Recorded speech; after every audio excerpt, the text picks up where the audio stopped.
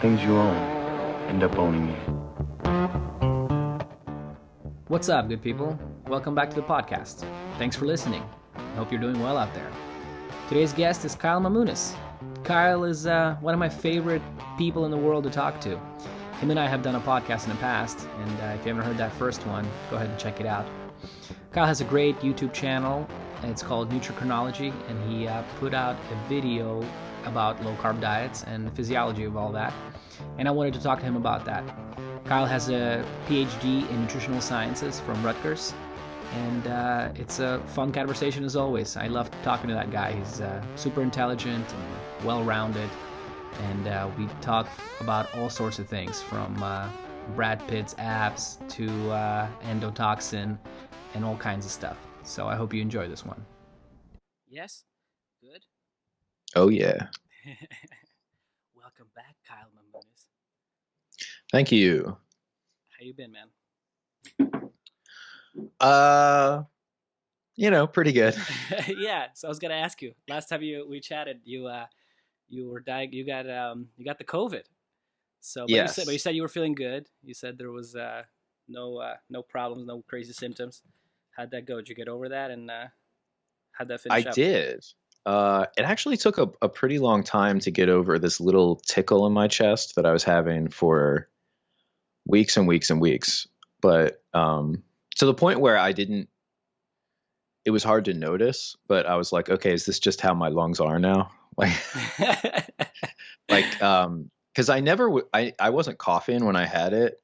But then after I had it, I would have just a tiny urge to cough every once in a while, like a tickle in my chest. And I was like, okay, so it was so slight, I couldn't even tell if that was related, but I guess it was, because it finally just went away. Oh, okay. All right. But I mean, you got tested and you were tested negative, right? And then it went away. So it still took some time, huh? Yeah. Whether there was residual inflammation in my lungs, or even if the virus was just hanging out in my lungs and like not in my nasal passages, I have no idea. It's weird, man.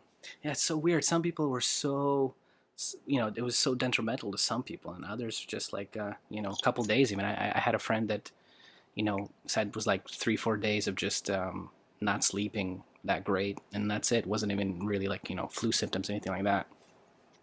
Yeah. All right, man. So you put out a awesome video. Oh, yeah. Yeah. Oh, yeah, you forgot about that. I always forget about that stuff about 2 weeks later. It's good stuff. It's called Low Carbers Hate This, right? It's on your... I like the title. It's on your YouTube channel, Nutricrinology, yeah? Yeah. So I wanted to chat about that, and I wanted to really break that down, well, best we could for, dumb people like me, and see if we can get into that. All right. So, the video starts out, and right away you pull out this thing where you say, people who are not consuming carbs, go on keto diets to make sure they're sufficiently overwhelmed by their liver is sufficiently overwhelmed by beta oxidation. What is beta oxidation, man? Is there like a easy way to explain that? Yeah, it's the usual way that fatty acids are turned into energy in the mitochondria. So, when fats you're consuming from your diet, that's how they're turned into energy in your body, basically. Yeah. Mm-hmm. Okay. And so when people are going on these super crazy low carb diets, that's basically where they're getting most of their energy from. Well, actually, I don't know the ratios. That's one of those questions that people should just know, but I don't think like anybody knows that. Like basically what percentage, if you're in ketosis, what percentage of your, ATP production is still from beta oxidation versus ketones? I don't know. But when you're not in ketosis, the amount from ketones is very small, like negligible.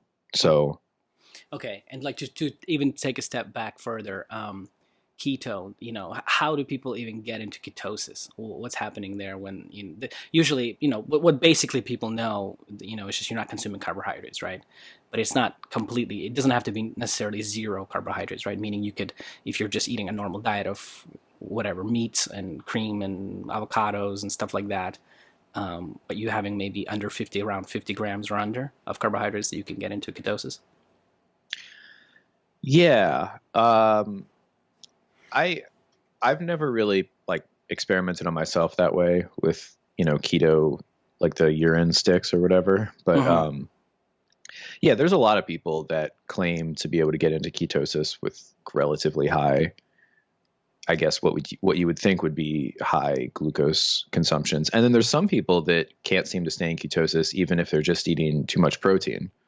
So there's quite a bit of individual variation.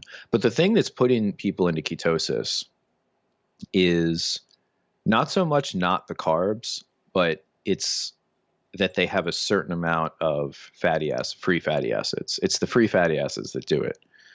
Okay. So if your liver is using a certain amount of free fatty acids, it just can't do it anymore. It'll get so much acetyl-CoA that it has to stuff that. It has to do something else with it, which is stick two of them together and make a ketone. And by free fatty acids, you're saying the fatty acids that are consumed from the diet specifically? Or in the case of fasting, from stored fat. So when people are going on, again, like on a keto diet, automatically free fat, does it happen over time? So you're saying, of course, there's always individuality, right? And there's different between different people. But what's happening is your free fatty acids are going up slowly over time, right? Is that how it works? Yeah, and it's inverse to, so as your glycogen draws down, and the liver is the most important part, but it's happening in the muscles too. As the glycogen's drawing down, you're getting a hormone response to increase fatty acid lipolysis from the adipocytes to increase your free fatty acids. So it's kind of like an X curve where the one's going down and the other's going up. And glycogen is like the stored form of glucose, the sugars that we eat, and it's stored in your muscles and it's stored in your liver. Yeah. Okay, and so when that's kind of, is there a definitive kind of proof, or kind of example that that would show that glycogen is the main kind of preferred first energy source for the body? Is there a way to test that and to see that? I guess the way that you would demonstrate that is when there is glycogen present, like the suppressive. It's actually kind of hard to say because stored glycogen isn't going to influence the insulin system the way that dietary glucose would. So I guess I would just have to default to it gets used up first. Like it's hard to say what's preferred, but it does get used up before fatty acids. Yeah, that's one way of thinking about it then, right? Yeah, because it's, even if you have, if you're consuming any carbohydrates ever, which most people at some point will or have, right, they're going to get used up first, and then your body's going to refer to the fatty acids and to the adipocytes. Is that right? Yeah, and it's tissue specific. Like if you are starting to restrict carbohydrate, there are some tissues that will switch up, like your muscles. If you're not doing intense exercise, your muscles will switch over to mostly using fatty acids for a lot of the time, especially if you're just at rest, just whatever their like kind of baseline metabolic rate, they'll be using mostly fatty acids. Whereas, the brain, blood cells, a few other tissues, liver, depending on its situation, will continue to use its blood glucose or its stored glycogen. And, whereas if you're doing exercise, then you have to use your glycogen. So the muscles have their own internal regulatory system for what they're going to use because they want to, for their own purposes, spare glycogen. Like if you're just walking, your muscles don't want to burn off all your glycogen first. Because that's not necessary for that level of activity. So it's going to default to using more fatty acids in that state. And then, if you were to start sprinting, then it would switch over. Okay. Yeah, 'cause that's like the most basic kind of physiology 101 that you learn in like college, which is like they say, yeah, if you're walking, you're basically mostly using fat for your energy source, right? And if you're sprinting, like you said, you're using the sugars and all that stuff. So that's why they're always encouraging athletes to eat more, carbohydrates in their diet. Okay. Yeah, man. So it's interesting. So then, then on the other hand, you'd say, how are all these people that are doing these long-term carnivore diets and all these kind of zero carb diets, what's happening? How are they functioning? Where they're getting there? Are they storing any glycogen? Is there, are they converting proteins, or what's happening there? Yeah, it would be interesting to see what their levels of muscle glycogen are, but if they're able to do, exercise at all at an intense level, then they have glycogen in there. And I guess it would be coming from, protein, from gluconeogenesis in the liver. And that's kind of why I wanted to make the video, to just make it absolutely clear that there's no way out of this situation of using glucose for energy. And I think most people sort of realize that, and some people have said for some reason dietary glucose is bad, but it's okay if you make it from protein. And that gets... Yeah, that doesn't really make much sense, huh? Because I guess the deferred... Really silly. Yeah, it gets really silly. So your body, whatever you're eating, your fucking body wants to make the glucose, doesn't it? Or it seems like. Right. Yeah, so at the very least, it's reasonable for people to think, well, I should consume, I don't know, the amount of glucose. Like if you say you're doing, say you could know how much glycogen you're going to use during a weightlifting session, like it would at the very least make sense to eat that much carbohydrate, because you're going to do it. You're either going to remake that glycogen after you use it up. You're either going to remake it over time from gluconeogenesis, which means you're using amino acids that could have gone to protein synthesis, but instead is going to make sugar. Or you could just eat that amount of glucose.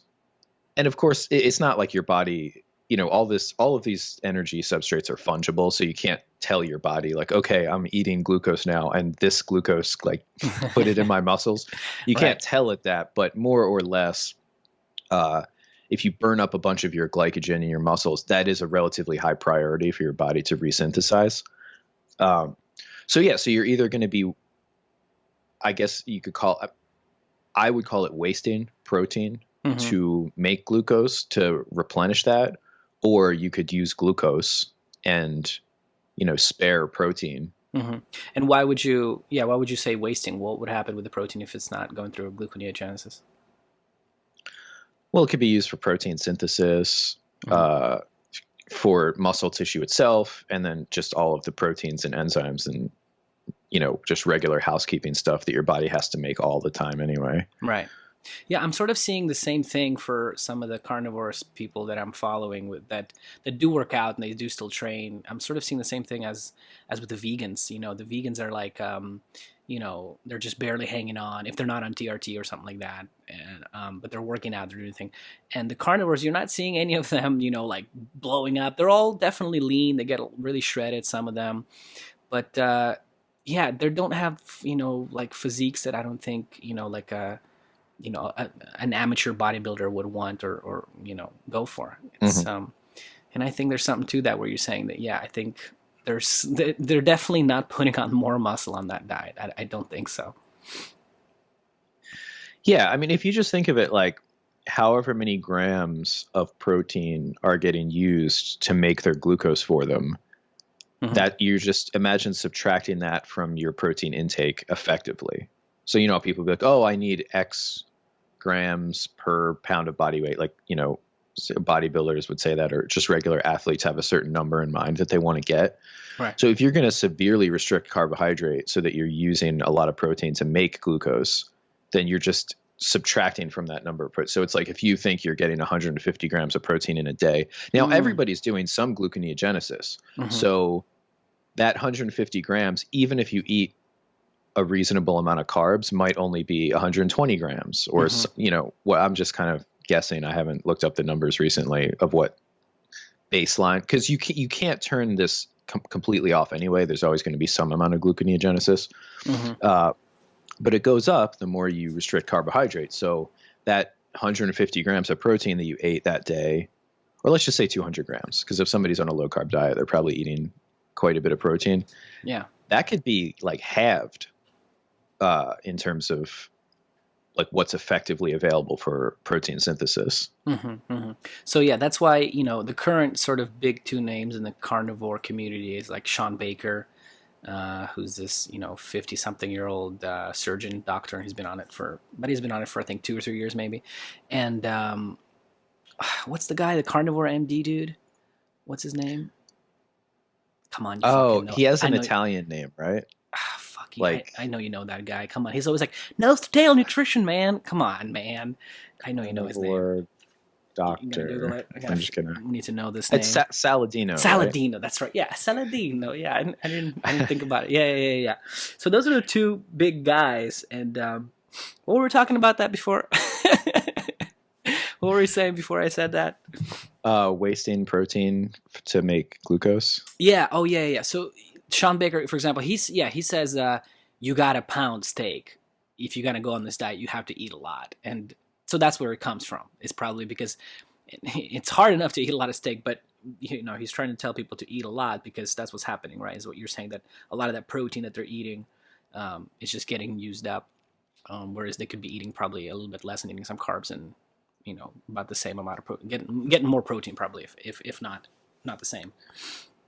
Yeah, definitely the protein. But when I remember when I was going through references for one of the papers that I wrote, I stumbled upon, I think if you get a significant amount of your glucose or all of it from protein, you're using something like 25% to maybe even a third of the calories in that conversion process.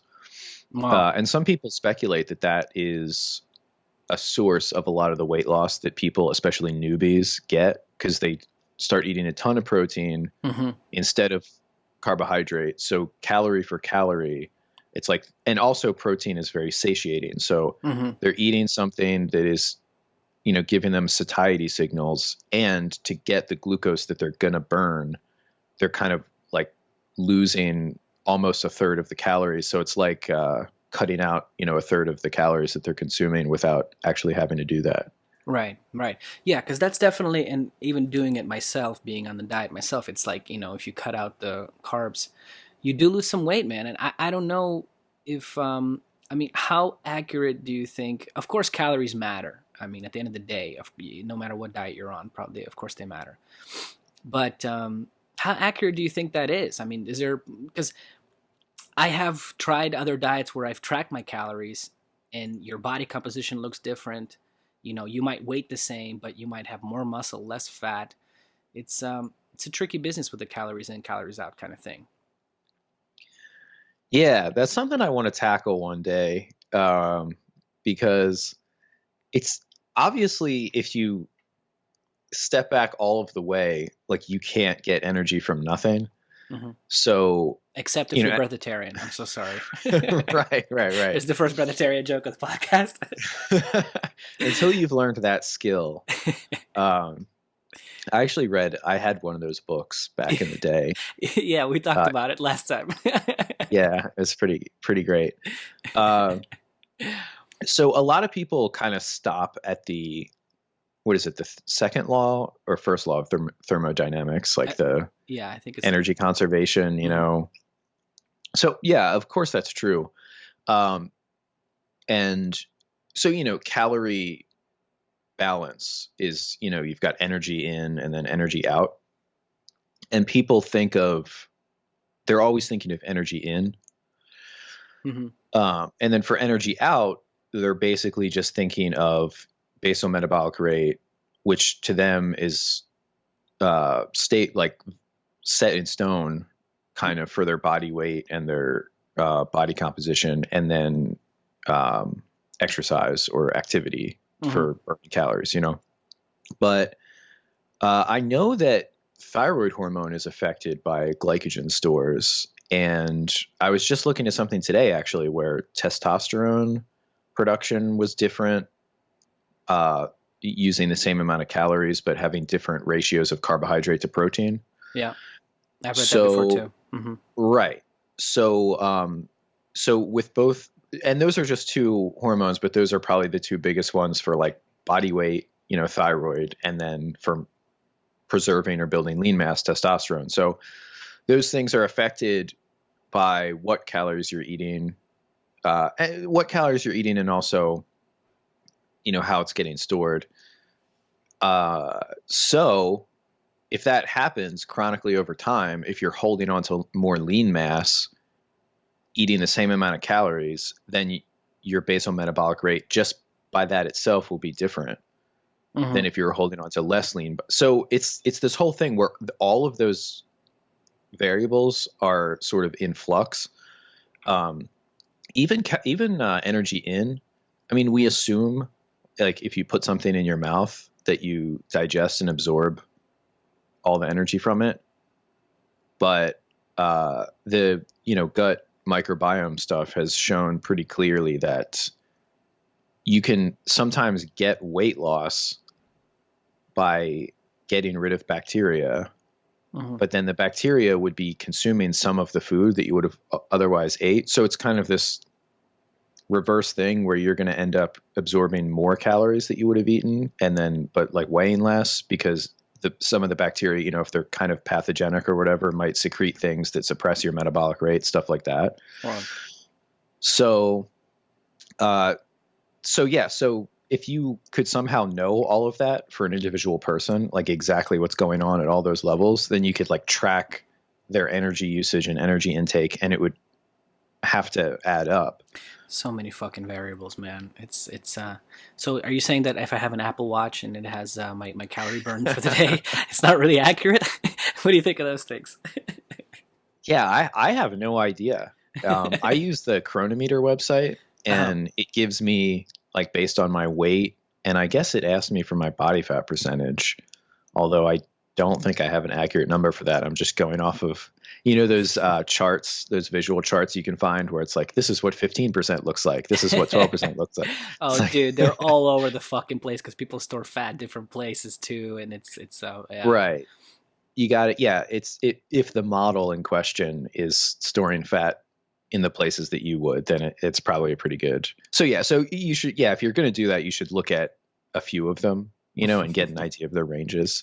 And I would say like maybe plus or minus 3%. Somebody could reason anyway.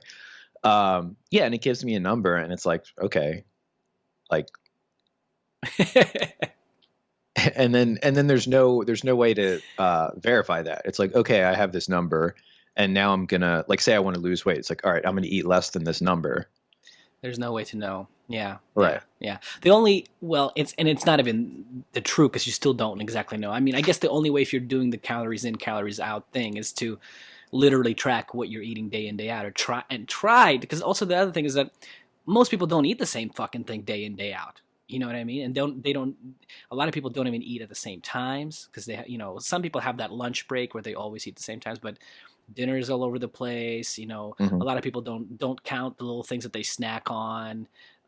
So the only real way to track to establish like if you're doing the caloric, if you're putting on calories or if you want to take out the calories, is to like literally monitor what you eat day in, day out, and then try to go from there to 500 calories less or more, whatever you're trying to do. Right.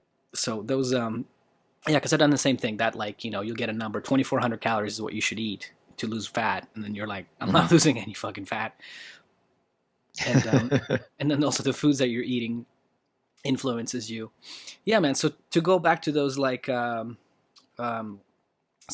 thing, did you hear his new thing? His eating I don't remember, is it 100 grams of honey a day now or something like that? And a lot of them, it's like it's 50-50 right now. The half of carnivores are fucking, what is going on, you're eating honey, and then the other side is like yeah man, I get it, they're just, they probably just want to eat some sweets, but so it's pretty funny to me to watch this people evolve from like going to all plants and sugars are evil and they're gonna kill you, to eating a lot of honey a day. Sean Baker's still holding out on that though. He's still not fucking into it. He's like, that's a lot of fructose, man. So, yeah, I'm looking at Saladino's YouTube right now, and it's funny. It's you could kind of take, like, I'll just say myself, although I'm obviously not the only person saying this stuff, and I'm getting my stuff a lot of times from other people, but you could just take like what I was thinking about or saying like 5 to even 7 years ago, and just make that his current like video list. Like controversial thoughts about omega-3 PUFAs, like maybe they aren't good. Or like, oh, is linoleic acid really causing the obesity epidemic? He's a fucking genius. But yeah, so I don't follow these guys at all. Like when I talk to you, I have to remember who they are. But I did see Danny Roddy retweet Saladino about the carbohydrate thing, and he was like Danny was in these guys. He basically called their shot. He said, so you guys are beginning your pivot where you're realizing that either for yourselves personally or a large portion of your audience or whatever, is that a super hardcore extremely low or zero carb diet is not sustainable. So they're kind of putting out feelers for the most brand acceptable way to change their opinion. Yes, right? Yes. And you know what I did? He had a live stream going, and he was taking questions, so I joined in, of course. And I typed in the question. I said something like, so you're eating 100 grams of honey a day now. You see if you can find how much. It's a pretty good amount. I think he said either 50 grams or 100 grams, somewhere there. But anyway, so I said, so you're eating that much amount of honey, why not change your name from Carnivore MD to something else? Because it's not Carnivore. And his reply was that it's an animal food. And so you see how that dogmatic, that kind of shift is happening. Instead of just being like, okay, or whatever, like, yeah, I'm eating, fruit now. It's like he's still holding on to the thing that, well, hey, I'm still eating, it's an animal food. Even though the word carne means meat, it doesn't mean animal. Right. So yeah, man. That is funny. I remember that too. In like, that's one of the things that happens between carnivores and like vegans. Like because vegans have their own. Vegans have agave syrup and stuff like that. And then, so if you're like, kind of. Like your identity is all wrapped up in like, I eat animals, then it's like, well, yeah, I eat animal sugar. Like, that's what it was. It was from like, don't eat sugar, it's not good, but animal sugar is okay because it's animal, and I'm an animal MD. Even though again, it's like carnivore. I was like, well, it's not really. He didn't reply to that comment though, so I felt kind of left out.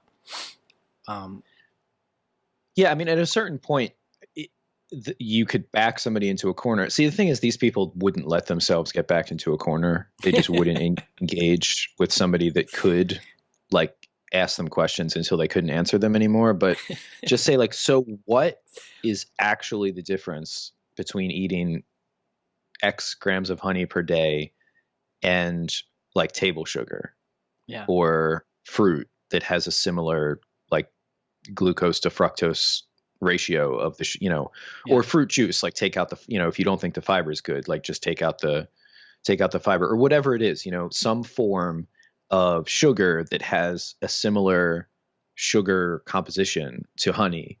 Like what is the difference? What will that change? Like how would that harm you to or whatever? Because it's just a style thing. It's like, oh well, I don't use olive oil, I use butter. Or like, I don't use coconut oil, I use butter because it's from an animal. And it's like, okay. I only use ghee, man. And it has to be from a yak. That's what I use. It's more clarified. You don't understand it. There's less lactose in there.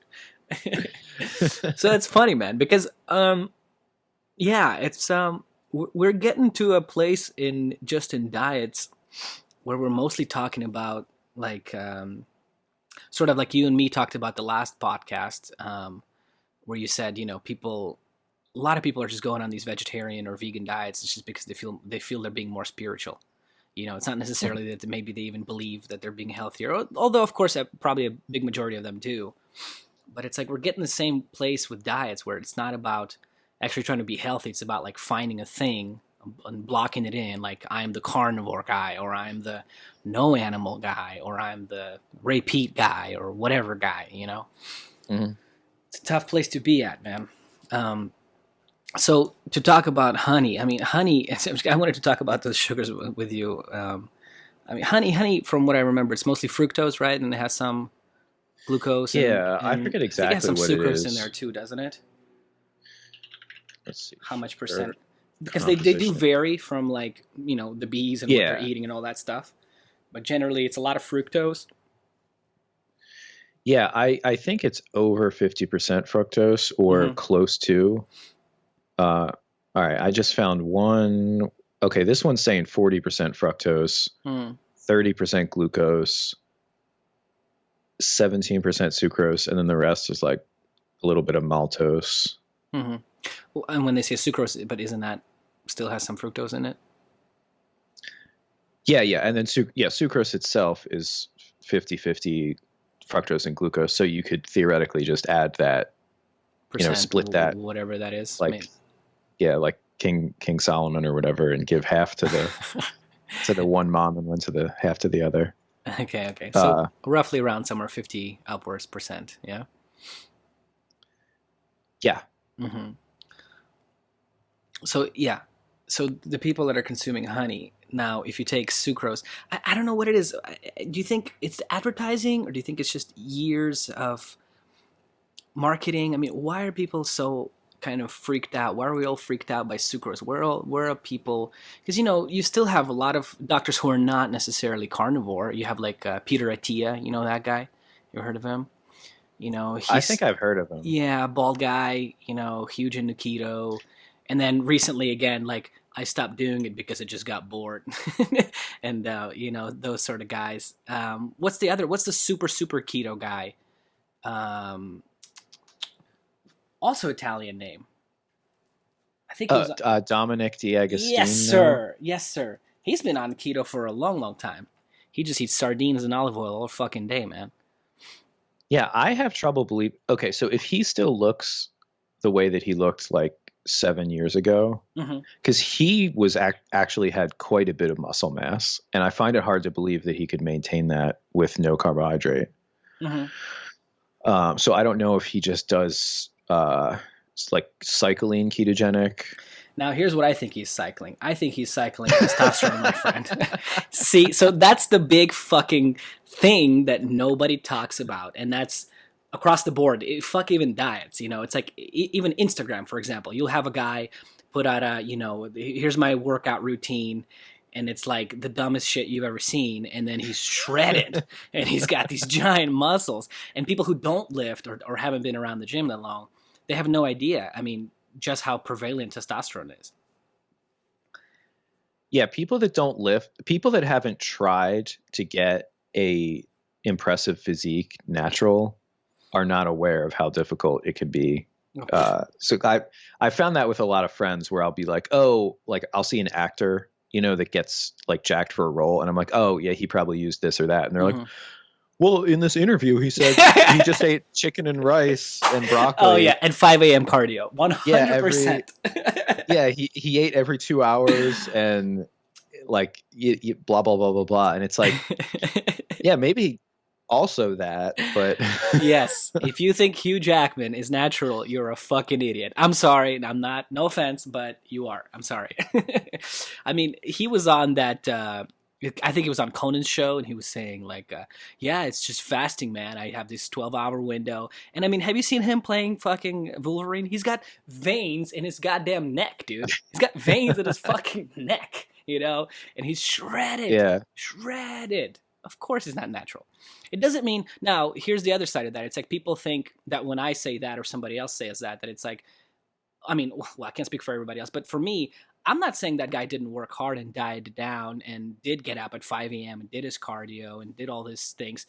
I'm not saying that he didn't work hard, But what I am saying is that these supernatural physiques that we see, they're supernatural for a reason. Yeah, I think an example of an actor's physique that I think is probably natural. I haven't watched the show yet, but I saw some pictures. I want to watch the show, The Witcher on Netflix. I haven't seen it. Let's look it up.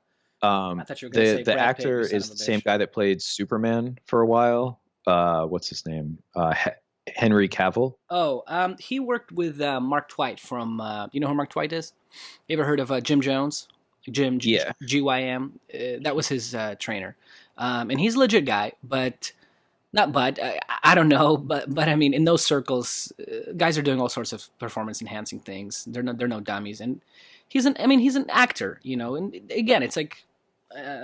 Yeah, but if you just look at him, like if you look see. at his like, you know, Henry Cavill, The Witcher, like His physique? body or whatever. Uh-huh. Yeah, it's impressive, but I think it's something that a person with like reasonable genetics and who has discipline could actually achieve, you know? Whereas if you look, like the Wolverine physique or like The Rock. Yeah. You know? He's natural, dude. Like that kind of stuff is, I think there's some Superman pictures of Henry I don't know, Cavill man. where I'm I looking think at he a was picture. on He's got something. some massive delts, man, and delts is the dead giveaway. You know, and I've tried TRT, by the way. So as soon as you do it, your delts blow up, man. And if you have traps, they just fucking blow up. They blow up, man. So I don't know, but it's tough, man. And people have set these crazy standards. But I don't think it was the keto diet. Oh, but there's other pictures of him in the Immortals. Have you seen that movie? That looks that looks like that was probably before he was taking stuff, because he's not even that big there. If you type in Witcher physique into Google, the third picture shows the progression of Henry from 2010 to 2019. I think it's fair to say he's been on some TRT, my friend. Are you seeing it? You seen the little upgrade? Okay, it has that little... picture in The Witcher, actually, I didn't see that one. He looks pretty huge there. The ones I was seeing, there's one where he's in a bathtub and he's like laying back and just the top of his chest is exposed, and he doesn't look that huge. No, and he looks like he has 15% body fat, maybe even more. Because that's what I look at is, like, some guys can get pretty big, and it's not easy. It takes discipline, but it's possible to get really shredded if you're like 160 pounds. Yeah. But to be shredded and like over 180, 190, like once you start to get into like big and single digit body fat percentage, it's extremely difficult. And there's a certain point where it's not possible. And then there's the other giveaways, like the way the traps and the delts look and things like that. You know, it takes time too. I mean, there are guys that I've worked with some guys that they look phenomenal. They eat whatever the fuck they want. They never tried any drugs, but they've been lifting rocks in southern Caucasus of Russia since they were 9 years old. You know what I'm saying? Like, seriously. So, of course, time with enough time you can do anything. I just don't, these guys, because a lot of these actor guys, I mean, they never started lifting until they were in Hollywood in their 20s. You know what I mean? So that's a big factor too.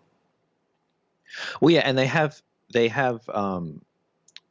have to get in shape for a role. Like, they might stay in kind of shape, but they'll get a role, and then it's like, okay, they could either not enjoy their life and stay in really great shape all the time, or they could kind of slack off and then take something or take a few things. And they have so much access because they have money and they're in this network of actors that they all probably share doctors and like prescription.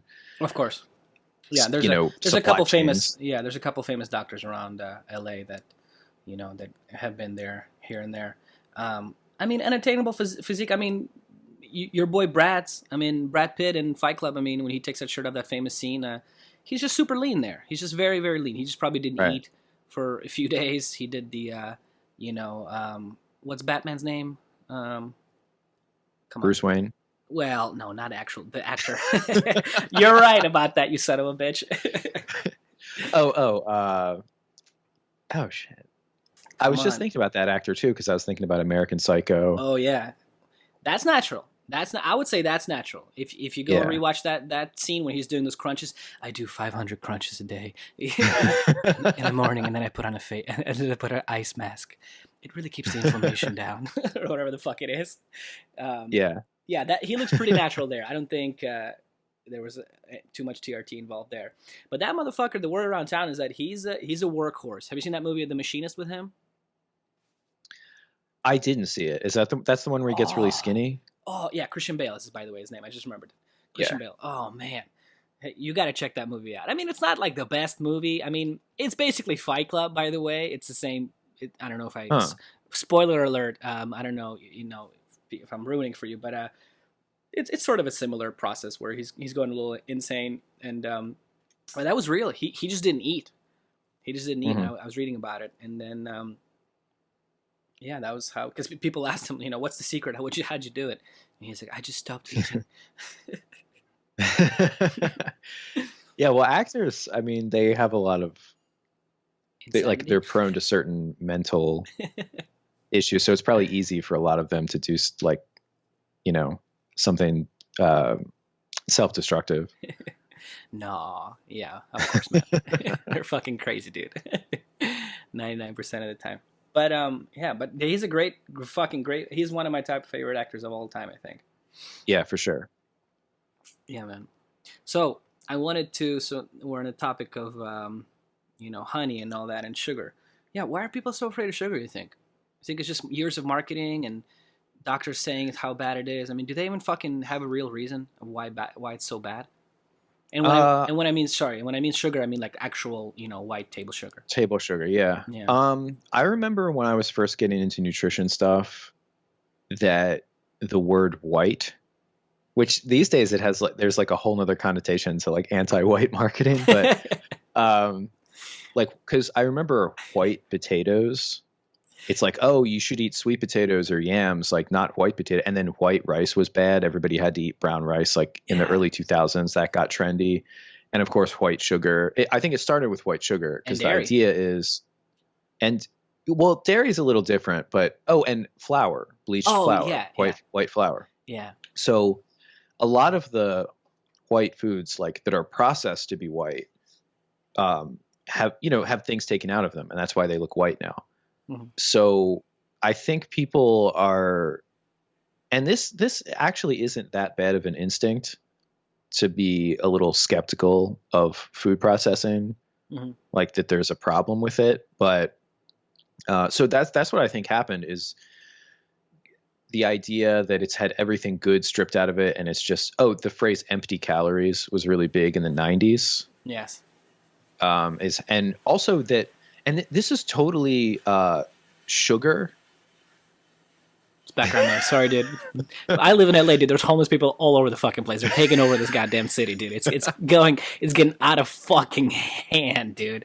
Out of hand. So sorry. See, it's just some guy with a Ralph's cart probably just walking down the street. Anyway, all right. The whole thing, which was big in the 80s and then the 90s of sugar rotting your teeth, that's just totally not true. Because I remember I had a friend in a class in grad school. We had to do a presentation on some topic that was not our topic. So it's like you're kind of cobbling together your dissertation and you're taking courses. And then we had a class where you sort of had to almost act like you're presenting something like it's your thesis, like just something somebody else did. So just take a bunch of papers of a topic and present something, but it's not your area of expertise. So that was the challenge.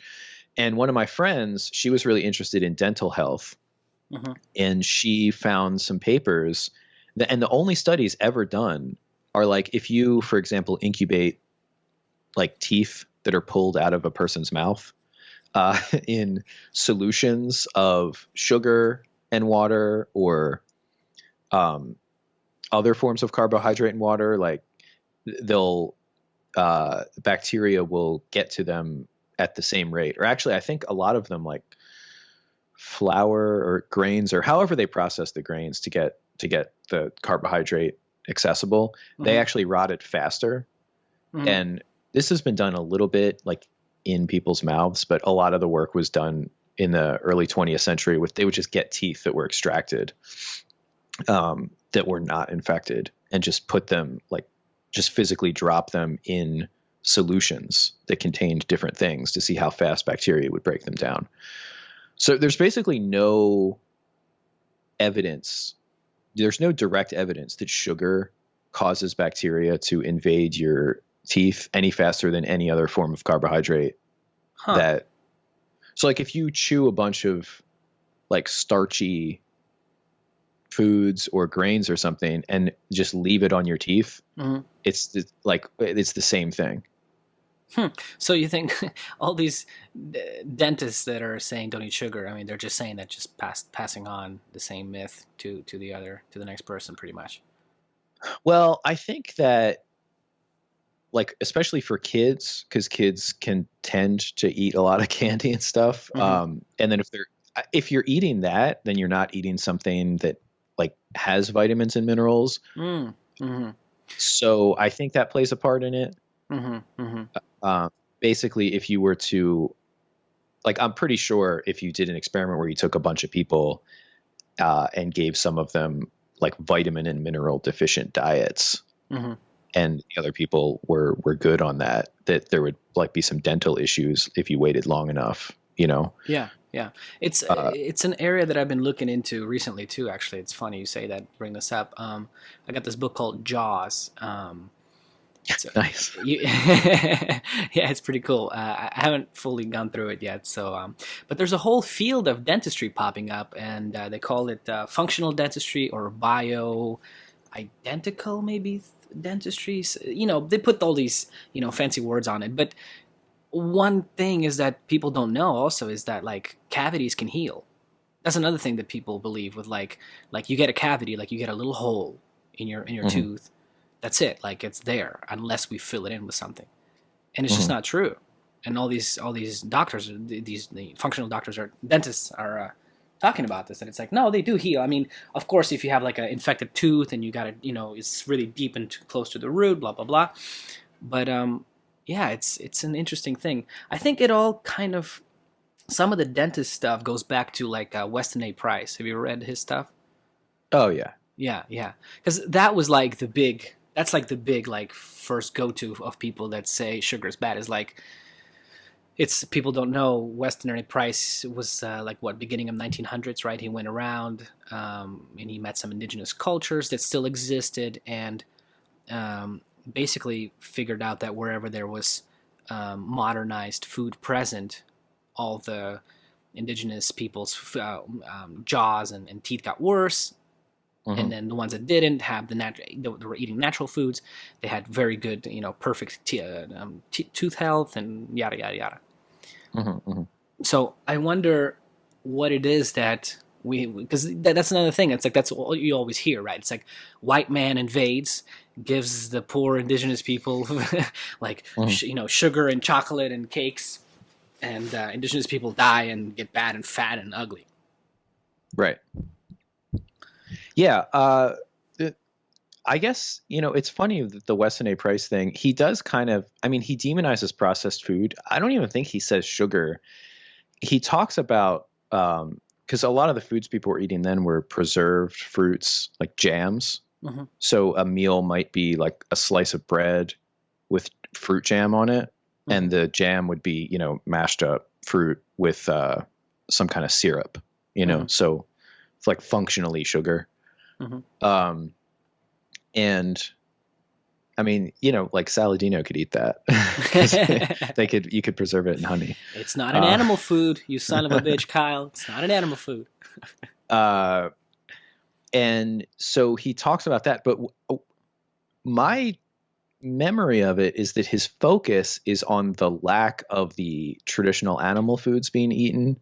Yes. Mostly seafoods, and then things with, I think he was like kind of discovering vitamin K, because he kept talking about factor X or something. Yeah. And I think vitamin K hadn't been discovered yet. And he was saying there's something in fat soluble food, you know, fatty foods like butter, especially at certain times of year when the animals are eating, you know, the most rich grass and stuff like that, that seems to be powerful in preventing these problems in people. So that all that kind of work was taken, and then it's kind of like the vegetarian, like health nut proto sphere took that information and then just threw out all the stuff he said about the importance of animal foods and was just like, oh, sugar is bad. Well, to this day, they still have a Western Price Foundation thing. There are people that they do update the website and they post things, and they definitely have a bit of a view of like sugar is bad, even though they all eat their sourdough bread. It's one of the main staples of the Western A price diet. With the fats is another thing that they're really big on is the cod liver oil, but fermented cod liver oil, because apparently it gets more, from what I remember, vitamin K and vitamin D in it. So again, like you said, it kind of it seems like the big picture of that diet is that he's trying to get people to eat more nutrient dense foods, especially animal foods and fat foods, because people don't get enough of those. Yeah, the Western, I'm fine with those people. Like, I don't think that's like a bad. It's a small group of people that follow it, and it doesn't strike me as the kind of like huge cultish fad that happened with like paleo. Yeah, and I think it's a great diet for any person. I mean, it's just really, again, it comes down to the same thing. Just eat natural foods. Don't be afraid of butter that everybody's been eating for hundreds of years, and don't be afraid of meat and all those foods. I don't know. I've tried the cod liver oil for supplementing it. It smells like fucking shit. So I gave that up long ago, but I've bought, and it's very fucking expensive. It's like $50 a bottle type stuff. Yeah, not too fun. Yeah, I wouldn't recommend that anyway. It's funny, man. So people are still just not getting into the sugar thing. I mean, how much sugar do you consume in your diet? Actual sucrose. Let's see. Usually I'll make coffee and then I'll make like the equivalent of about 2 cups of coffee and put maybe 4 or 5 teaspoons of sugar in like a big thermos and like dump it all in there and then put some milk or cream or whatever and just bring that to work. Do you have a biohacking way of making your coffee that biohacks your entire system for the preparation of the caffeine from the coffee? Yeah, it's called a French press. I fucking love your answer. Yeah. I did actually get a food scale. I have a food scale now, and I weigh the beans. So I have because I used to just eyeball everything. And now I have a relatively consistent amount of water and beans that I grind. But it's whatever. I put collagen in there too, actually. I'll put a scoop of collagen. Okay. Because that'll dissolve really well in the hot coffee when you first pour it on there. Right. So pretty much just sugar in your coffee. That's it. You don't. Yeah, I don't. Because I don't. Well, I was just drinking. What I was just drinking, it was like this green thing, was matcha tea, which is basically just sugar. It's like matcha latte mix. So it's like crystals of. I'm sure you've seen it in California. It's super ground up, fine green leaf tea, which is supposed to have a lot of health properties. It has some caffeine in there too. Yeah, but people mix it with sugar and sell it in like bags, so it's like pre-sweetened. So you just get the simple stuff, not too expensive, because they have levels. I bought $100 bags before. They have levels of that shit, man. Yeah, it's good stuff.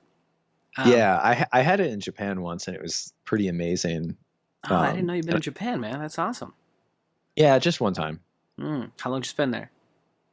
2 weeks. 2 weeks? So you're just hanging out? Just went to check it out?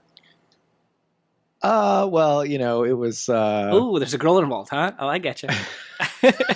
I read you right, didn't I? You son of a bitch.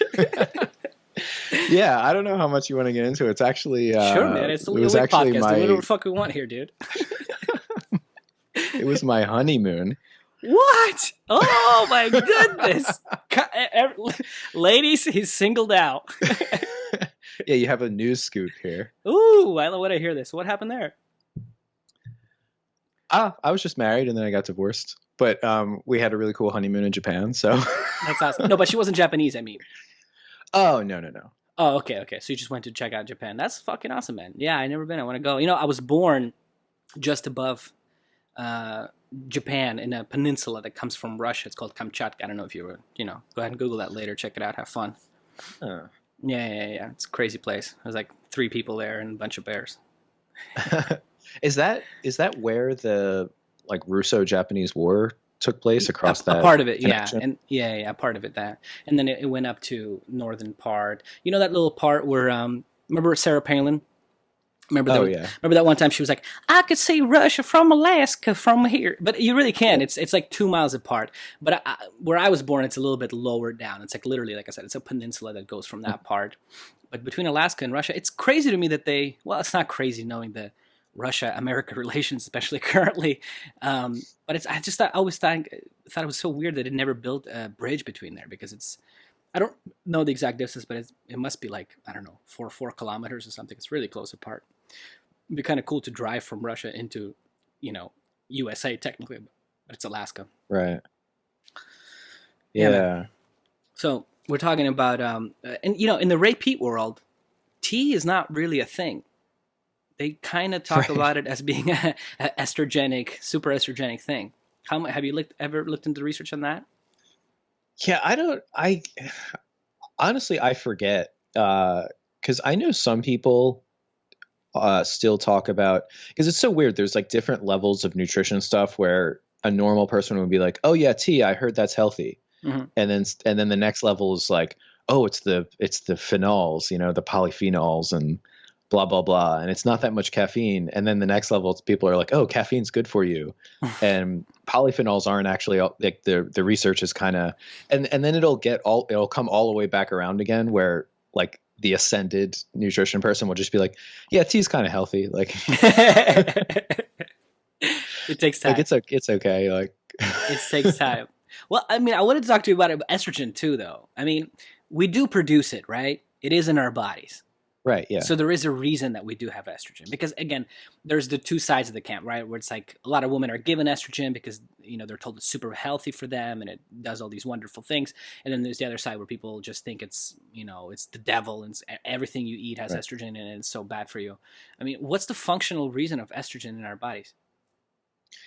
It's like a proliferative signal. So it causes growth and it causes cells to divide. Like the classic example would be like menstruation in women. So it causes the uterine lining to proliferate. Mm-hmm. And yeah, so it's kind of in that situation, it's sort of this necessary evil, for women to be able to be fertile. 'Cause like I guess just the way it evolved, it's more efficient to have, the body sort of prepare itself 1 week every month. Instead of just keep like the uterine lining flush with. But men also have to produce estrogen. Right. Yeah. So pretty much everything, every hormone, and including the steroid hormones, does like many, many duties. Mm-hmm. So estrogen, I mean, it does signaling in the brain in both of the sexes. It does all kinds of things, and I'm sure now also the research is a little kind of, because everything is based on estrogen receptor. So the protein that's supposedly the estrogen receptor, most people, they'll say, oh, this tissue has a lot of estrogen receptors, so that means estrogen is required for this tissue or something like that. So sometimes, a medical textbook might say estrogen is important for this or that, and the reason they're saying that is not demonstrated to the level that you might expect. It could just be that like that tissue has been shown to be sensitive to estrogen, and therefore it's important for that tissue, but that doesn't really follow. Mm-hmm. But yeah, and all that stuff. I mean, including cortisol, like stuff that's considered bad. I mean, it's pretty much always present at low levels. And I think if you could just delete it, like whether it's cortisol or estrogen, you'd have some serious problems. Now, but to say that, do you think that you should be consuming things or doing things to raise the levels of estrogen and cortisol? Do you think it's fair to say that the general consensus is like you don't want to do that? Yeah. Yeah, I wouldn't do that. Okay. And I mean, you ever read Dr. J's book, Estrogen Generation? No. Pretty cool book. So he goes into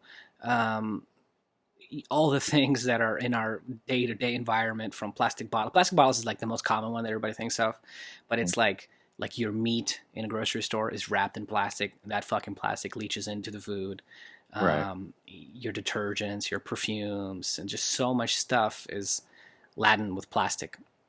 So it seems like it's probably a good thing to try to at least not get extra estrogen into your, day-to-day life, I think. Oh yeah, for sure. I mean, estrogen in general, like if you're, say your estrogen number is something in your blood work 1 year, and then the next year it's 50% higher, that's probably from some type of bad process in your body. Like that's not like a good thing. So it goes hand in hand with health problems. It's just that the sort of hyper focus on it as something to, I don't know, worry about. Like there's jokes on this one Instagram account I follow about like lifting weights and stuff, and they get a lot of memes from the 4chan fit board.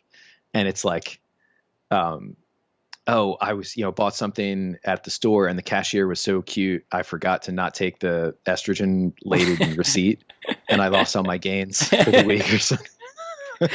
Yeah, because actually it does have those receipts are filled with those fucking chemicals, aren't they? Oh, that's the funny. Paper that they use is... Yeah, people don't know that. Yeah, I learned that from Charles Poliquin long years ago. Yeah, that if you take the don't take those receipts, don't hold them. But can you imagine all the cashiers that day to day are fucking touching that shit? Yeah, well, definitely don't eat them. Oh, okay, all right. Don't eat them. Don't apply like alcohol to them and then rub it onto your skin. Like don't extract the surface material of the receipt and allow it to absorb into your skin. I just put them in a cereal box and put some milk on top. It's delicious. Yeah, you got to stop doing that. You're going to lose all your gains. Oh man, is that why my nipples are so sensitive lately? Oh man. Yeah. It's so it seems like all these things, it comes down to a balance, huh? Because I mean, like for example, like we were talking about Japan. In Japan, they drink a shitload of fucking tea. They drink a shitload of tea.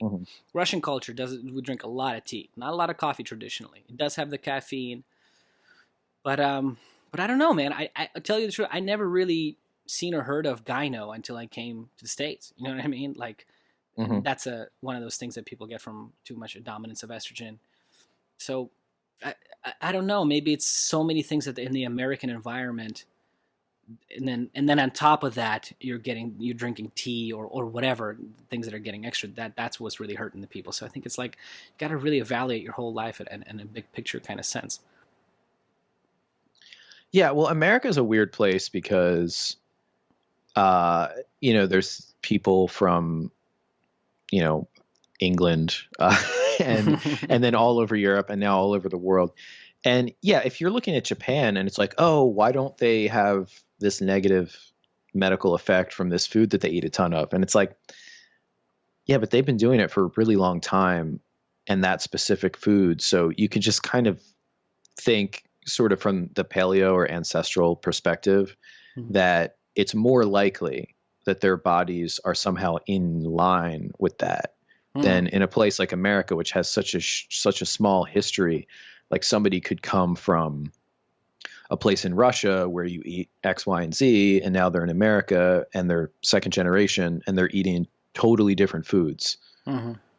Whereas if they had, stayed in, like obviously all around the world, diets are changing, but they're, somebody in South Korea is eating on average more like their ancestors did than a South Korean in France or in, America.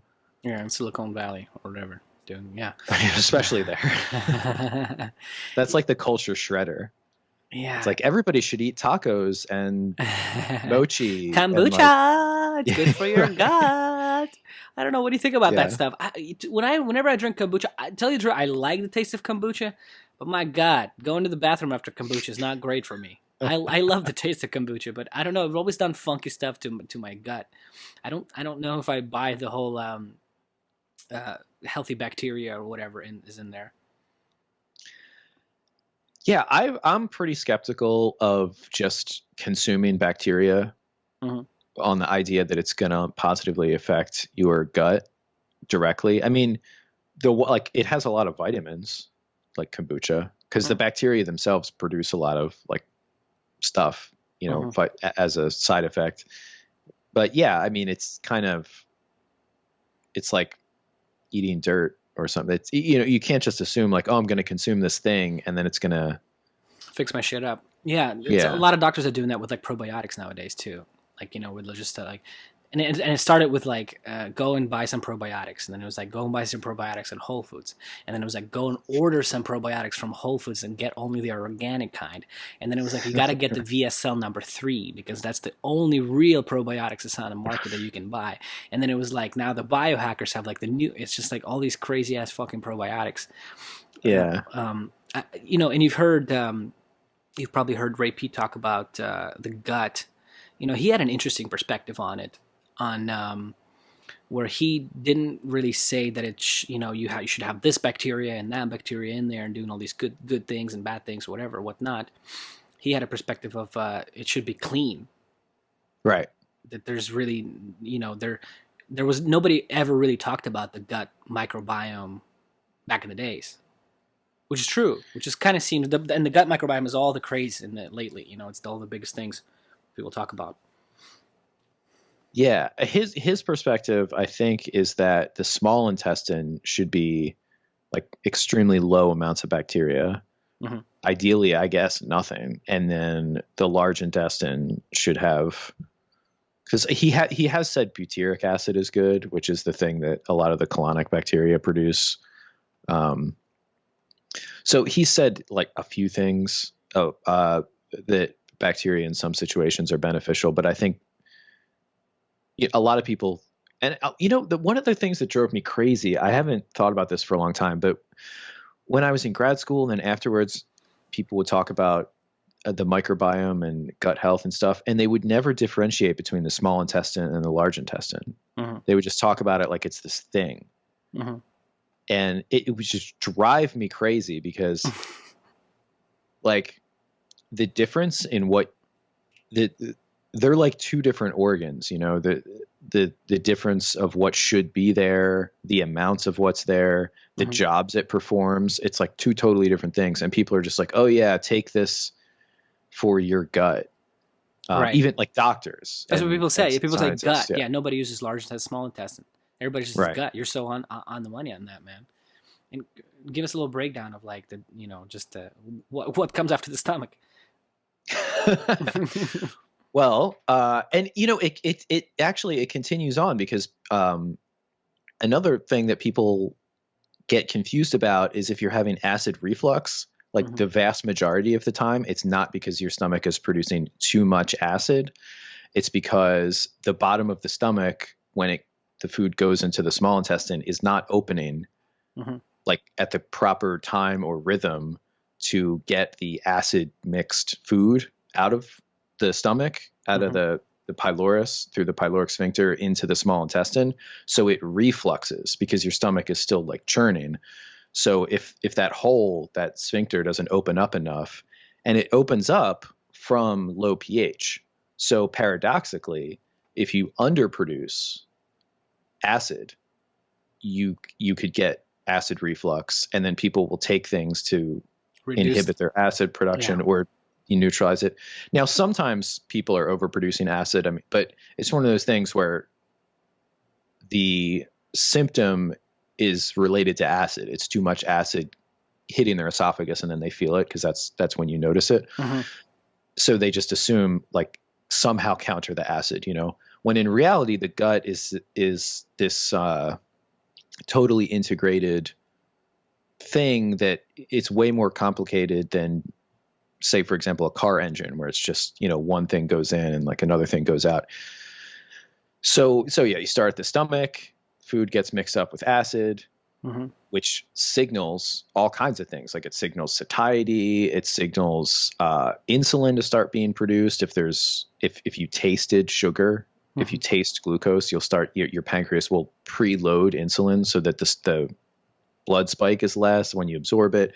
The exocrine pancreas will start to produce bile and enzymes to digest fats and stuff. So it's like getting ready, a couple feet down here just from like what's going on up here. And then it gets into the small intestine, which is called small because like the diameter is really, really small.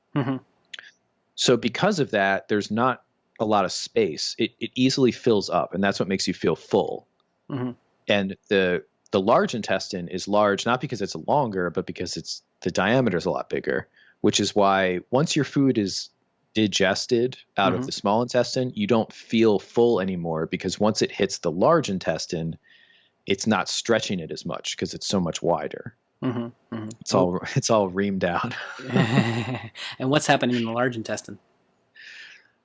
At that point, so the small intestine is where nutrients are absorbed, and almost all of them are absorbed right at the tippy top, which is why when people get gastric bypass, it cuts off the lower part of their stomach, some of that volume, and the very beginning of their small intestine. And they lose weight really, really fast because I think it's because endotoxin is getting absorbed at that really absorptive part of the small intestine, the very top, the duodenum. And you cut that out, and then all of a sudden you're absorbing less food. But very quickly, your body will just turn the next section of your intestine into like the duodenum again. It'll be like, okay, now you do the absorption. But the bacteria that was there that was producing endotoxin will take a long time to come back and may not come back at all. So I think that's why people get – so you get all the nutrients, and then what ends up in the colon is basically you just get water. So it's just squeezing, things that weren't absorbed, squeezing water out of it. And then also you get the butyric acid and a bunch of other things that the colonic bacteria produce, which vegetarians will say that's where you can get B12. Because they can produce B12, those bacteria, but you can't really absorb it. Because most of the absorption is happening in the upper part. Yeah, and specifically B12 requires a cofactor to get absorbed into intestinal cells, and that's just not present far down into the colon. I've actually heard that some traditional cultures that were vegetarian would like eat fecal extract or something. Because which is effect like we've talked about this last time too. Yeah, if you couldn't get B12 any other way, that would be a way that would probably work. Make a shit smoothie. So you mentioned and what is butyric acid? What's the significance of butyric acid? Oh, it's a really short chain. It's like, I think it's the 4-carbon saturated fatty acid. It's like the shortest fatty acid that's normally found. It's also what gives, it's named after butter. It's what gives butter its butter smell and flavor, but just small amounts. If you have a lot of butyric acid, it's like really, really potent and crazy and it'll make you sick. But there's just some of it, because butter is mostly longer chain, like palmitic acid and stuff like that. So it's just a short chain fatty acid that bacteria produce during their metabolism, the kind of bacteria that live in your colon. And the intestinal cells that line the colon have evolved to absorb that, and they really like it for fuel, which makes sense because they have access to it. Okay, that makes sense. And you mentioned endotoxin. What the fuck is endotoxin, man? Yeah, that's the big baddie. It's the big I think baddie. Everybody pretty much agrees that that's bad. There's very few things that everybody agrees is bad. You know, I don't know, man. I don't know. I mean, you got to go pretty. I think the average person has never even heard that fucking word, man. I think. I mean, like science nerd Like, the diet fat. Well, okay, people that are yeah, super paleo, whatever, in all the worlds. yeah, like whether you're a repeat person, carnivore, keto, paleo, low fat, vegetarian, pretty much everybody would agree that endotoxin isn't good. Except breatharians, my friend. Second joke on the podcast. Yeah, they're the All right. the So odd what ones the out. fuck is endotoxin, man? It's just a product of bacteria, gram-negative bacteria. What do you mean by So, gram-negative bacteria? so bacteria are split up into two main groups, which is whether this stain that stains their cells, invented by this guy named Gram, will stay on them or not. So if they're gram positive, then you can put the stain on a plate of bacteria and wash it, and it'll stick to the bacteria. And if they're gram negative, then if you apply the stain to a petri dish of bacteria and then wash it, it won't stick to the bacteria. So the gram negative bacteria have a coating on top of their cell wall. So the stain sticks to the cell walls of the bacteria. Okay. So the gram positive just have their cell wall. And there's some stuff like they have proteins and all kinds of stuff in their cell wall, but they kind of have this relatively naked cell wall, and the chemical stain can stick to it, and then you can see it, right? It's like a color. And the gram negative bacteria have their cell wall, and then they have an extra layer of mostly protein, and then proteins that are combined with little pieces of lipids and carbohydrates in these specific bacterial products that are collectively called endotoxin. And they're called endotoxin because endo means inside, and of course toxin. So it's a toxin that's produced inside of the body. Okay. And so it's not something that's you're how getting it was out. discovered. Okay, so you're not getting it from food necessarily. It's literally being produced inside your body. Well, it's getting produced by the bacteria. So when it was first discovered, people were like, oh, it's a toxin that's being produced in this person's gut. Okay. Now it's being produced by bacteria, but that's why it's called endotoxin. It's like, as opposed to exo. Okay. So you could consider your gut outside of your body. Some people do. All right. You hear that analogy a lot. Yeah. But insofar as like the original medical definition of endotoxin, it was this idea that people are being intoxicated, or that these toxic products are ending up in their bloodstream, and it's coming from inside their body. It's not like they're drinking bad water, or you know what I mean, or and it's something specifically like made from bacteria. The combining from food bacteria, or can you make it if you're not eating any food? For example, like let's say if you're fasting, can you produce endotoxin? Not really. Not really. Okay. Or So not as much, at least, right? Okay. Yeah, the bacteria that would have produced it would eventually run out of food and go dormant, or some of them would die, in your gut. So at a certain point of fasting, you would, stop producing it. And so maybe, go ahead. Sorry. Yeah, it's basically an effect of having a certain kind of bacteria, so gram-negative bacteria, in the small intestine, the part of the area of the small intestine that is particularly absorptive, and then also perhaps, people talk about leaky gut and stuff like that, or like bad gut barrier function. So it's kind of all those things together where you have, because normally, like we said before, the small intestine should be much less full of bacteria than the large intestine. And normally that's taken care of by just the action of the intestines kind of squeezing things down, and the pancreatic bile secretions are kind of antibiotic and also bind to things and just push them out. So if you have a really well-functioning gut, you're sort of flushing down the bacteria all the time. Okay. And if it gets sort of sluggish, like whether it's slow, you have really slow digestion, or you have weak digestion, like we were saying, don't produce that much stomach acid. If you're not producing that much stomach acid, you're probably also not producing that much bile, because it's sort of like a metabolic problem. Then it'll allow these bacteria to build up. And if they're the type of bacteria that the gram-negative bacteria, then you'll have a certain amount of this product being made as they sit there and kind of eat your food and then give you this like little gift. Interesting. So is it fair to say that pretty much people that, those people that have consistently have problems with their digestion or have digestive problems just over and over, there's always those people that you meet just once a month or whatever, once a week, they always have some sort of problems with their digestion. Is it fair to say that they probably have a high level of this endotoxin? Yeah, probably. I'm not sure it causes, the digestive problems are like, there's so many different ways to get them. A lot of them are also bacteria, but the gut will react or overreact to the presence of bacteria by making serotonin in the gut, which is what gives you cramps. And, or even when people, like some people can't tolerate spicy food.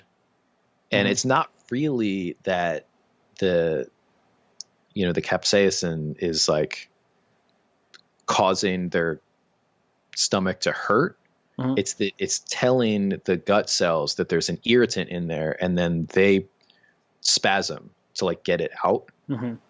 Sort of like if you have diarrhea or something, and it's that's what causes the cramps, is that spasming, and it's largely driven by serotonin and all the muscle, like stronger than usual muscle contractions of the smooth muscle around the intestine. I want to talk to you about serotonin, but first let's finish on endotoxin.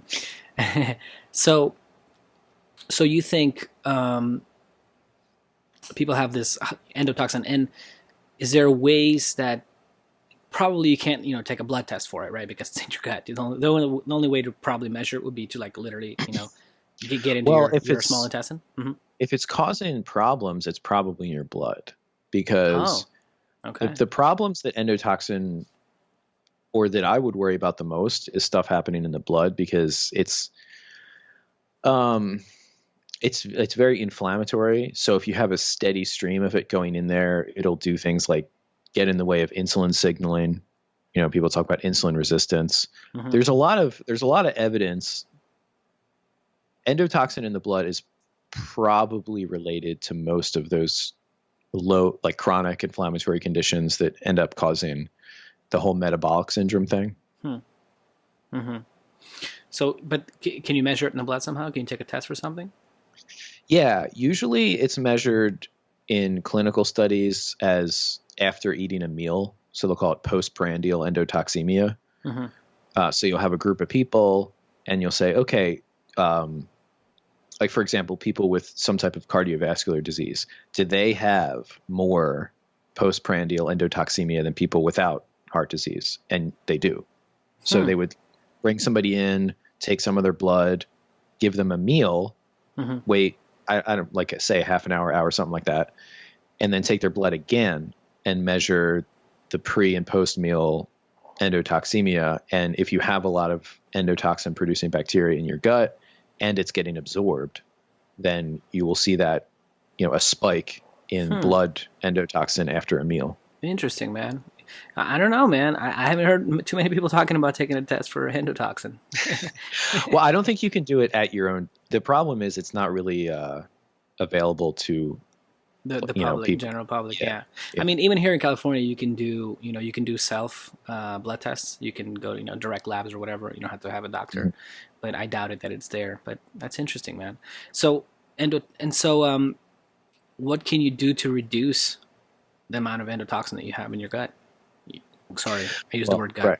Right. That's why Ray believes in, trying to go for the sterile gut. Right. And by that, he means the small intestine, because that's really like the one guaranteed way would just to have very low levels of bacteria in the small intestine, because then it's just not an issue. The other things would be, you can sort of deal with it by not eating carbohydrate. So then that goes back to that same thing of like, that's what I was gonna ask you about fasting too. It's so maybe all these benefits, all these things people are feeling, is that they're just not feeding that endotoxin, right? By having a ketogenic diet, because they're not consuming, because all the food is getting absorbed. It's not staying in the gut, right? And fasting. Yeah, and because like if you're just eating, for example, meat, the amount of protein and fatty acids that bacteria can break down before you absorb the food is way less. That's a way harder substrate for them to use for energy and have themselves have high numbers, than sugars. Mm-hmm. Mm-hmm. So yeah, that's probably especially early benefits, like when somebody does, low carb or keto or whatever for a few months and they're like, oh man, I lost so much weight and my fasting insulin is down or fasting glucose or whatever. And all that kind of stuff. Those kinds of really fast effects are probably a result of just kicking endotoxin out of their blood. You're blowing my mind right now, man. I don't know. I haven't heard anybody talk about it that much, honestly. You do hear it in the repeat circles, but not in this kind of connection way. So you're saying that Ray Peat says try to go for the sterile gut thing. How do you do that? So that's what I'm trying to get at is what can you do? Antibiotics. Now, of course, has its own issue. I used to not believe that antibiotics, because people will say I took antibiotics and then it messed up my gut forever because it changed their gut bacteria. Right. And I used to, I guess, not believe people, but I've heard enough people that I believed where I was like, okay, so that can happen. Yeah. I don't know, man. It's weird. I do think that there's different, well, there are different ones, but you know what I'm saying? I think there's probably just more heavier, harmful ones and there's ones that are not because it's weird. Like you said, yeah, you have heard some people that take them constantly or once a year or whatever, they have an infection or some sort of shit. They seem to be fine. Right. And then other people, like you said, they're just ruined forever. Yeah, well, it's kind of, and this like what I was saying before about the small intestine, large intestine thing, the gut microbiome science is at a very early stage because basically if you can mess up your gut with antibiotics, what that means is you took the antibiotic, it killed a bunch of gut bacteria, and when the bacteria came back, they were, say, at a different ratio. Like you used to have this much of this kind and this much of this kind, yada, yada, and say that was good for you and you didn't have bad symptoms. And then you killed a bunch of them and maybe you killed mostly this kind and not so much this kind. Or you kill both of them, but this kind comes back faster. So now instead of like 60-40, it's like 20-80. Weird balance. Right. And there's no way to predict that. I mean, the tools and the understanding of the science at this point is that's way beyond there's no way even like one of the top gut microbiome labs could take a person and predict, okay, based on what you're, say they did like a scope, an endoscopy and like sucked up your gut juices and plated it and figured out exactly what kind of bacteria you have here and here and here and all that. They still wouldn't be able to know because when you take an antibiotic, it's not just what bacteria you have. It's like, again, all the stuff with your stomach acid and your pancreas that's naturally keeping the bacteria populations at a certain amount and a certain type. So like you just never know. Like somebody could take antibiotics 99 times and when they get off the antibiotics, their gut microbiome snaps back to what it was before. And then 100th time it could like change it, Did you take antibiotics with your COVID thing?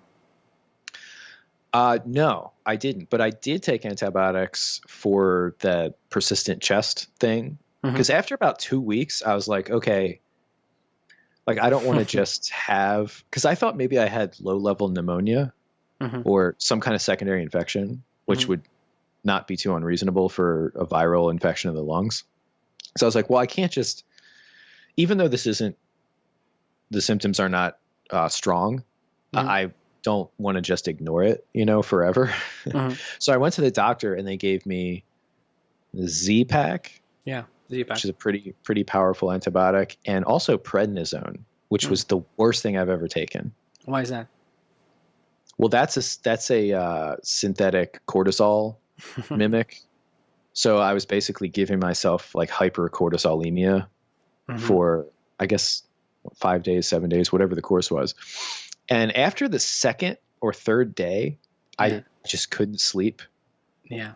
And I felt like crap all day. Was your face puffy?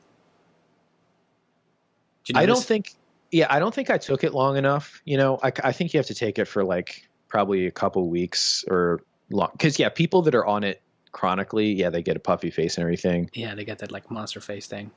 Yeah, I don't think I got that, but it was just like, oh, and then my gut got so bad because I think it inhibited my like gut peristalsis and stuff. Like it slowed it down, and I just started like having these gut symptoms.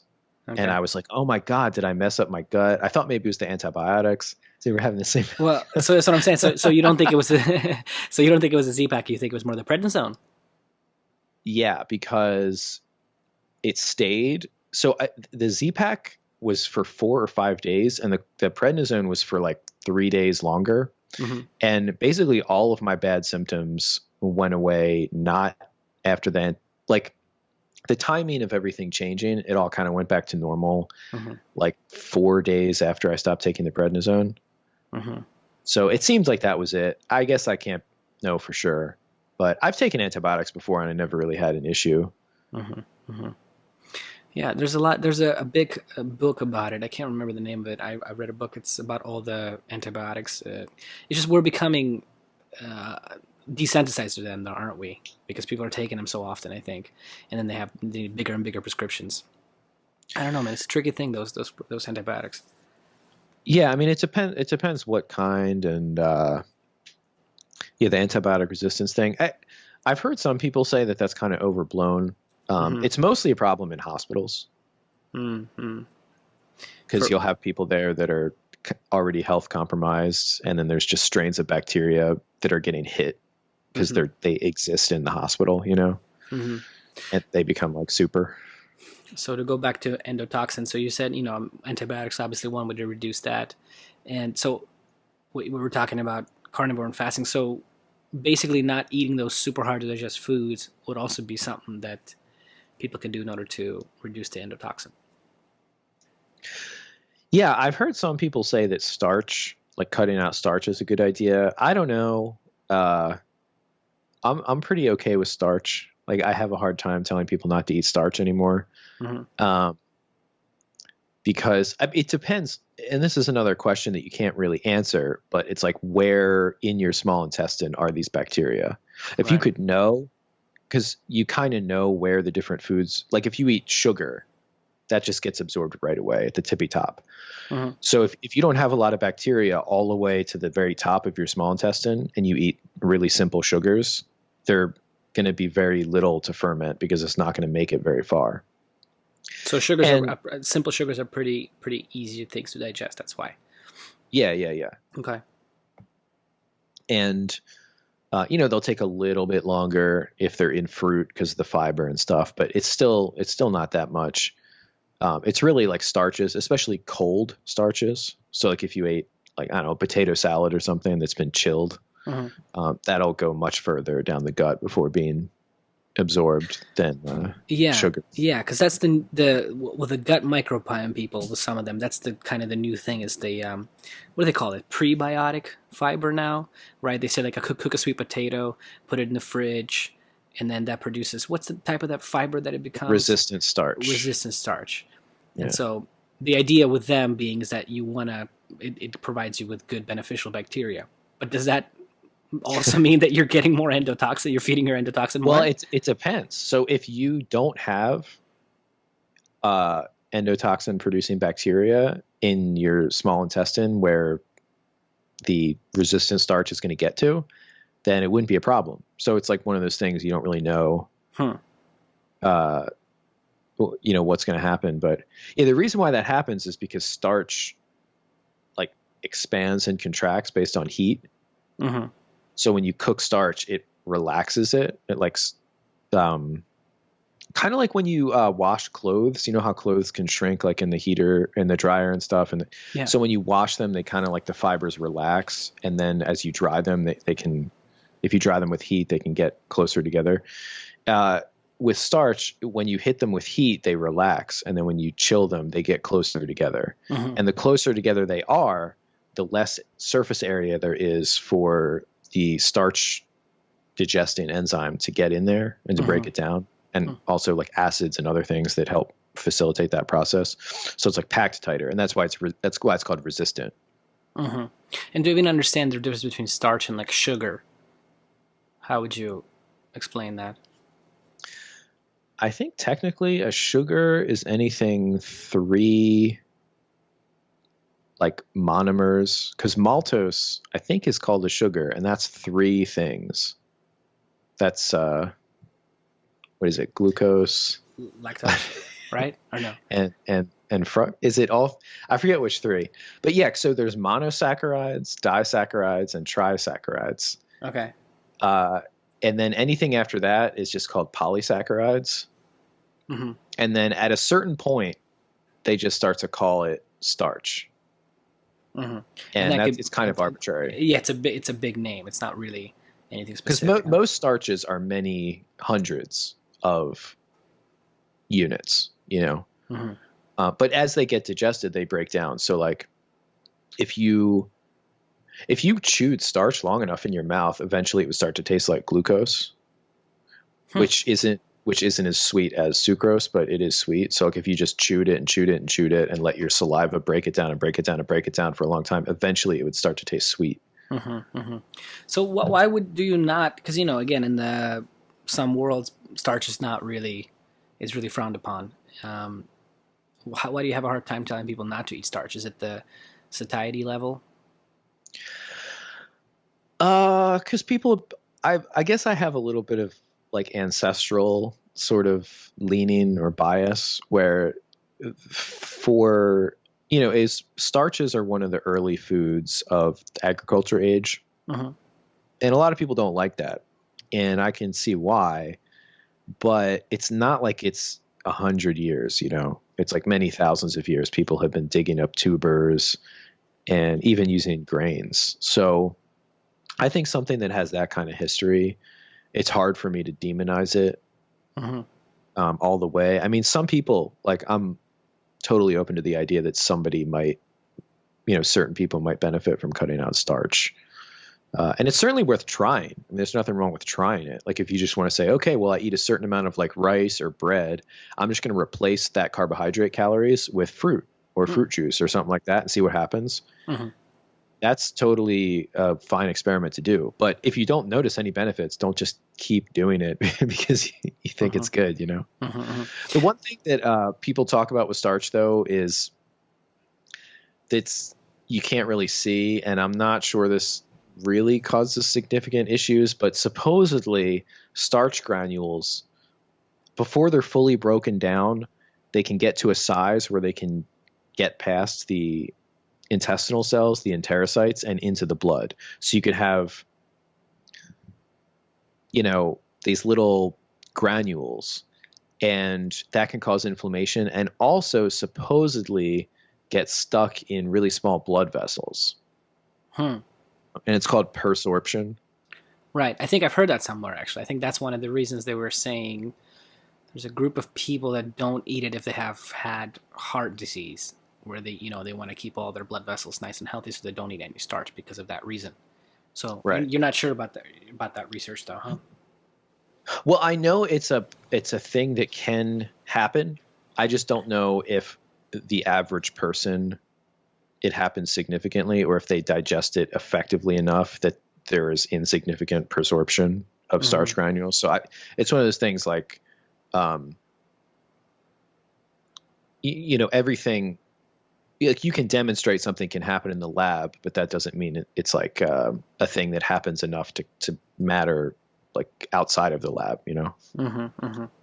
And now some fruit are also more of a starch, right, than a real fruit like we think of, Yeah, well, before fruits get sweet, so like if you eat a green banana, it's pretty starchy. or like a plátano, plantain. Yeah, it's pretty starchy. What an apple, stuff like that, that's also quite starchy, kind of a fruit. I don't know how starchy it is. I know it has pectin, which is kind of a starch. It's like a starch mimic. It's like glucose, but it's linked together in a different way so that it doesn't get digested the same way, which is why that's considered an insoluble fiber. persists in the. It's a resistant and a prebiotic actually. Pectin. It's kind of like those gums, those gums like gelin gum or guar gum and all that stuff. They are different permutations of sugar attachments. So starch is just a really long sugar molecule, and it's glucose. And the way it's connected, we digest it really, really fast. So it's like this thing that that you eat, and it chops it up really fast into glucose. But if you arrange those individual molecules in different orientations, then our enzymes don't chop it up the same way. So like pectin is like that. So it'll stay because we don't really have the enzymes to break it down. So it'll either get broken down by bacteria or whatever. And those gums, what do you think about those gums? Because those fucking things you see everywhere. Every ice cream has it. Every candy bar has it. They're fucking everywhere, man. Really. Well, not Haagen-Dazs. Yeah, that's right. Go for the Haagen-Dazs. That's right. But it's funny. Even some of the organic ones, it's like you go to a store and it's like organic, made by blind kids in China with their feet stuff, and then it's like, it's fucking. And you flip it over, it has like carrageenan and guar gum, all those gums that you said. Right. What's the deal? Yeah, that is pretty annoying. It's so super annoying and it's also way more expensive, and it's like I said, it's like super advertised, super healthy stuff. What's the deal with those gums? By the way, a lot of bodybuilders put it in their shakes too, because it thickens up the shake kind of thing. Right. Yeah, that's why they're used in food processing, because it's cheap. You can like grow it industrially, and yeah, it is a very easy way to thicken things up and improve the texture. So like any kind of sauce, that you don't want to be watery, you could just put one of these gums in it at a certain level and it just thickens up. So as far as I know, I used to be really anti-gums, and I certainly don't think you should be adding them to your shakes or anything like that. But I know guys that dump giant half bags of those things in a shake. Seriously, man. So a lot of them, like pectin, and I would have to look at the molecules so a lot of them are from like tree bark, and so carrageenan though, that's from seaweed. And that one has an extensive history in the medical literature of being used as a stimulant of inflammation to test anti-inflammatory drugs.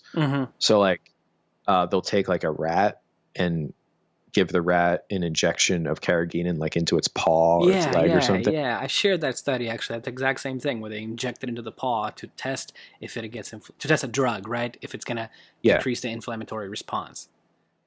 So that one, because it's a seaweed, I think that it is more inflammatory because our bodies see it as more foreign, right? Sort of like that bacterial endotoxin is extremely foreign. And that's kind of like a rule of thumb or whatever. Like the more foreign a molecule is, like if you just introduced it into your body, if it's from a more distantly related or some type of organism that you're not used to eating, it's more likely to be seen as foreign, right? Just on average. So I think a lot of the gums that come from plants are less inflammatory because people have been consuming plant foods for a while, but things like seaweed, that's a little bit more exotic. So the carrageenan, I try to avoid if at all possible. But the other gums, like I was buying organic cream just for my coffee, and it had like gelin gum or just, one of them. And it just had one. Like, it's annoying when you look at the label and it's got like 4 different gums. Yeah, man, that's what I'm saying. It's fucking crazy. It's like, you guys couldn't get the consistency with just 2 gums. You have to use 5. Like, what kind of like weird recipe experiment? Yeah, there's a super expensive fucking good, delicious ice cream shop here. But I got, you always get it in a scoop so you don't know the ingredients. But I got a pint, and I looked at the fucking pint, and yeah, it had carrageenan, and it had 3 different fucking types of gums, and it has just like everything in there, man. So, God. But also for them, they have to use less ingredients, right? Because it thickens it up, so they save some money with that, and they get the consistency that they want. So the problem with the gums, as I understand it, is that one, they can be inflammatory in and of themselves. So like if you have like a leaky gut issue or if your gut is just particularly sensitive, it may have a reaction to just the presence, I think particularly of carrageenan and perhaps the other ones too that are derived from plants. And then the second problem is that it can provide food for bacteria. And if the bacteria is, since it's resistant to our digestion, it can go the whole length of the gut. So like if at any point in your gut, there's bacteria that are bad that can eat these gums, it'll increase, their population and stuff. And that could give you symptoms on that level. Mm-hmm. Mm-hmm. And I was going to ask you about artificial sweeteners. How about those things? Because you see that, we're getting into deep waters here, huh? Because again, it's the healthy, natural kind of people, they avoid those things at all costs because they say that even like Rhonda Patrick, who is a pretty mainstream kind of nutrition doc, she talks about them altering your gut microbiome thing, which whatever the fuck that means. Right. But then you have like, what's that bodybuilder guy, power lifter, BioLane, who I'm not a huge fan of because he's like, he fucking guy's constantly injured on and off all the fucking time. So I don't know. Really? It's like a back problem. And I went too hard in the gym today, and he's just like always trying to lift like 605 or some shit like that. So anyway, what do you think about some of the crazy artificial sweeteners? Well, there's different families of them, and they have different props. So I just avoid them because that's one of the best parts about not being sugar phobic is being liberated from that whole racket of like, how do I get something to taste sweet when I can't eat sweet things? Right. And then it goes down this whole rabbit hole. So the sugar alcohols, they're in a lot of like protein bars and stuff. Those give a lot of people gut symptoms because they don't digest and they're osmotically active, so they carry water down with them. So if you were to eat a ton of them, I guess especially if you aren't used to it, it would be sort of like somebody who's lactose intolerant, because that's what causes the diarrhea for them is the lactose just goes down the gut and pulls water with it. Yeah, yeah. And then there's the ones that are sort of related to neurotransmitters, like like GABA and glutamate and stuff. Those neurotransmitters. Is aspartame one of those? Yeah. They get tweaked up, and you can get novel combinations of those molecules that make the sweet taste on the tongue, basically, and aren't digestible or absorbable for calories. So people just go with it. I don't know what the problem is with I don't know if they can give signaling, like neurotransmitter signaling in your gut. I mean, that's the issue a lot of people say they have with monosodium glutamate. It gives them these gut symptoms, and supposedly it overexcites because it does the glutamate signaling thing. Oh, that's a big debate right now. MSG, man, that's a big debate. So you're not seeing any crazy adverse reactions like some people say that it does give to them, huh? Yeah, it's actually MSG. It is almost had like some magical studies. I've read one of them where a bunch of people, when they were told they were eating MSG, had this reaction, and it was like under controlled conditions. And then when they weren't told that there was MSG in the food, like less of them had the reaction. But it wasn't even like it wasn't a subjective reaction. It was like a measurable reaction. It wasn't them just saying, "Oh, I feel crappy." They could measure it. Placebo effect, man. It's real. Right. I had a friend actually in graduate school that did his dissertation on artificial sweeteners, and I participated in the study. That's awesome. So how did it go? I was one of the subjects, and the study was, because the thing with artificial sweeteners is they still affect your blood glucose and your insulin, because depending on how they affect your taste system, it tells your body to start preloading insulin and all kinds of downstream hormones to deal with a meal that has sugar in it. Right. So there's all these levels where that's happening. So it still interacts in an altered way with that system. And there's some people that are suggesting that it could even be more damaging to your glucose metabolism to chronically trick the system and not have the sugar than to just, if you had just consumed an sweet amount of just regular actual sugar product. Yeah, which is interesting for if we're talking about like the bodybuilders, because a lot of people, yes, they're maybe sugar phobic, which is why the reason they're using the artificial sweeteners. And then the other group of people are the ones that are like bodybuilders or whatever. They're trying to keep their calories low, and so but they want sweet foods. And I actually had a girl one time that was having trouble losing extra weight. And then I figured out that she was having like 3 or 4 monsters, those diet monsters, like a fucking day, which is seriously, it's just, wake up the coffee monster. And then she had like her day organized. Like in the morning, I have like the coffee monster. And then like in lunch is like the green, because the green is really delicious because it's like apple, it's just like the whole fucking day was planned with monsters. And anyway, when she cut those fucking things out, she lost she lost more weight. And that was my like just non-scientific, non-researched thought that I was like, yeah, maybe because you're eating something sweet, your body is preparing, all the same things like you said, and insulin, and it's releasing all this stuff to get to prepare to digest this fucking sweet, which is not coming then. And it's an interesting thing, man. Yeah, that's crazy. 4 monsters a day, huh? Oh, yeah, that's an average person. And see, it all comes back to that sugar phobic thing, though, because it's like that's what people are doing that, though, is because they're afraid of having the sugar because they think it's bad. So then they'll go like have the 0 calorie thing because they want something sweet, right? And they're not connecting the dots. And also they need the fucking caffeine because they're waking up, fighting with their boyfriend, and they're going to do morning cardio. They need like 4 espressos to get going. I mean, some of these people are knocking on death's door, man. I mean, they're fucking like, seriously, especially the closer they get to competition and stuff. Yeah, so they need the caffeine, so they're having monsters. And yeah, they're not having just like regular coffee, which is like a teaspoon of sugar has like 30 calories, I think, right? Might only be 15 or 20. Yeah, it's not much. Let's say that. Yeah, where it's like, hey, just have two, you'll be more satisfied probably with a coffee with some sugar in there. But right. Yeah, all the monster things are fucking huge, man, and Red Bulls and all that stuff. I don't know.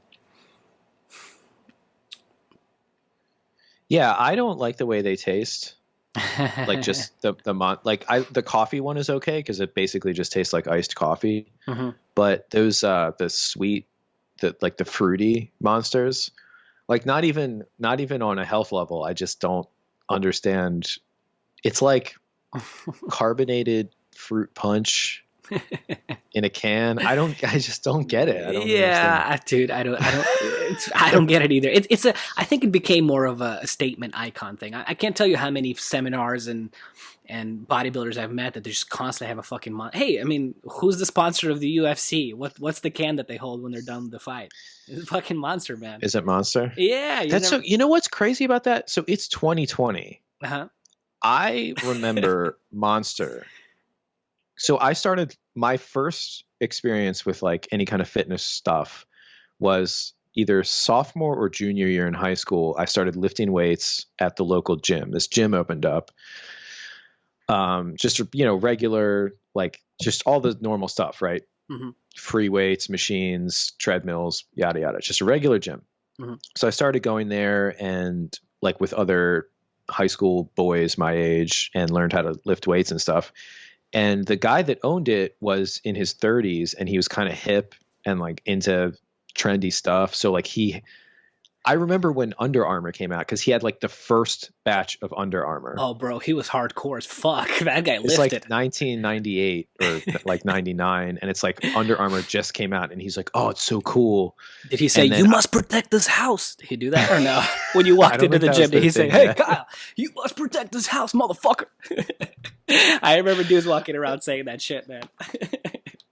Yeah, I used to have a couple of the thin Under Armours, like, because I could fit into them because I was basically like, after I was a junior in high school, like I was just the same size for like the rest of my life. And so, it's like I had them then. I don't think I have them anymore because they were just so old, but I had them for years and years. But yeah, and he had Monster. I remember Monster was in the little fridge of like gym drinks in like 1999 or 2000. Oh yeah. And now it's popular. And it's like, took a while. how did something exist for that long and then become a fad like 15 years after it was new? They kept it going. Red Bull did it right though, right? Red Bull was popular right away, man. It was about the same time I feel like it came out too, right? Although Red Bull was super popular, and then I didn't see that much about it, and then it got popular again. Mm-hmm.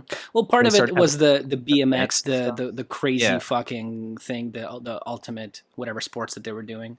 So I think that popularized it a bit, a lot. But those were the early days of Monster, and then Four Loko came about after that. Remember Four Loko?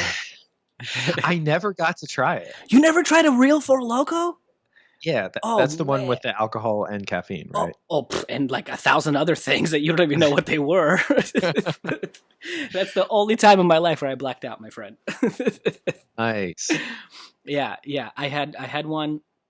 No, we had a half, and then I was like, I'm pretty drunk.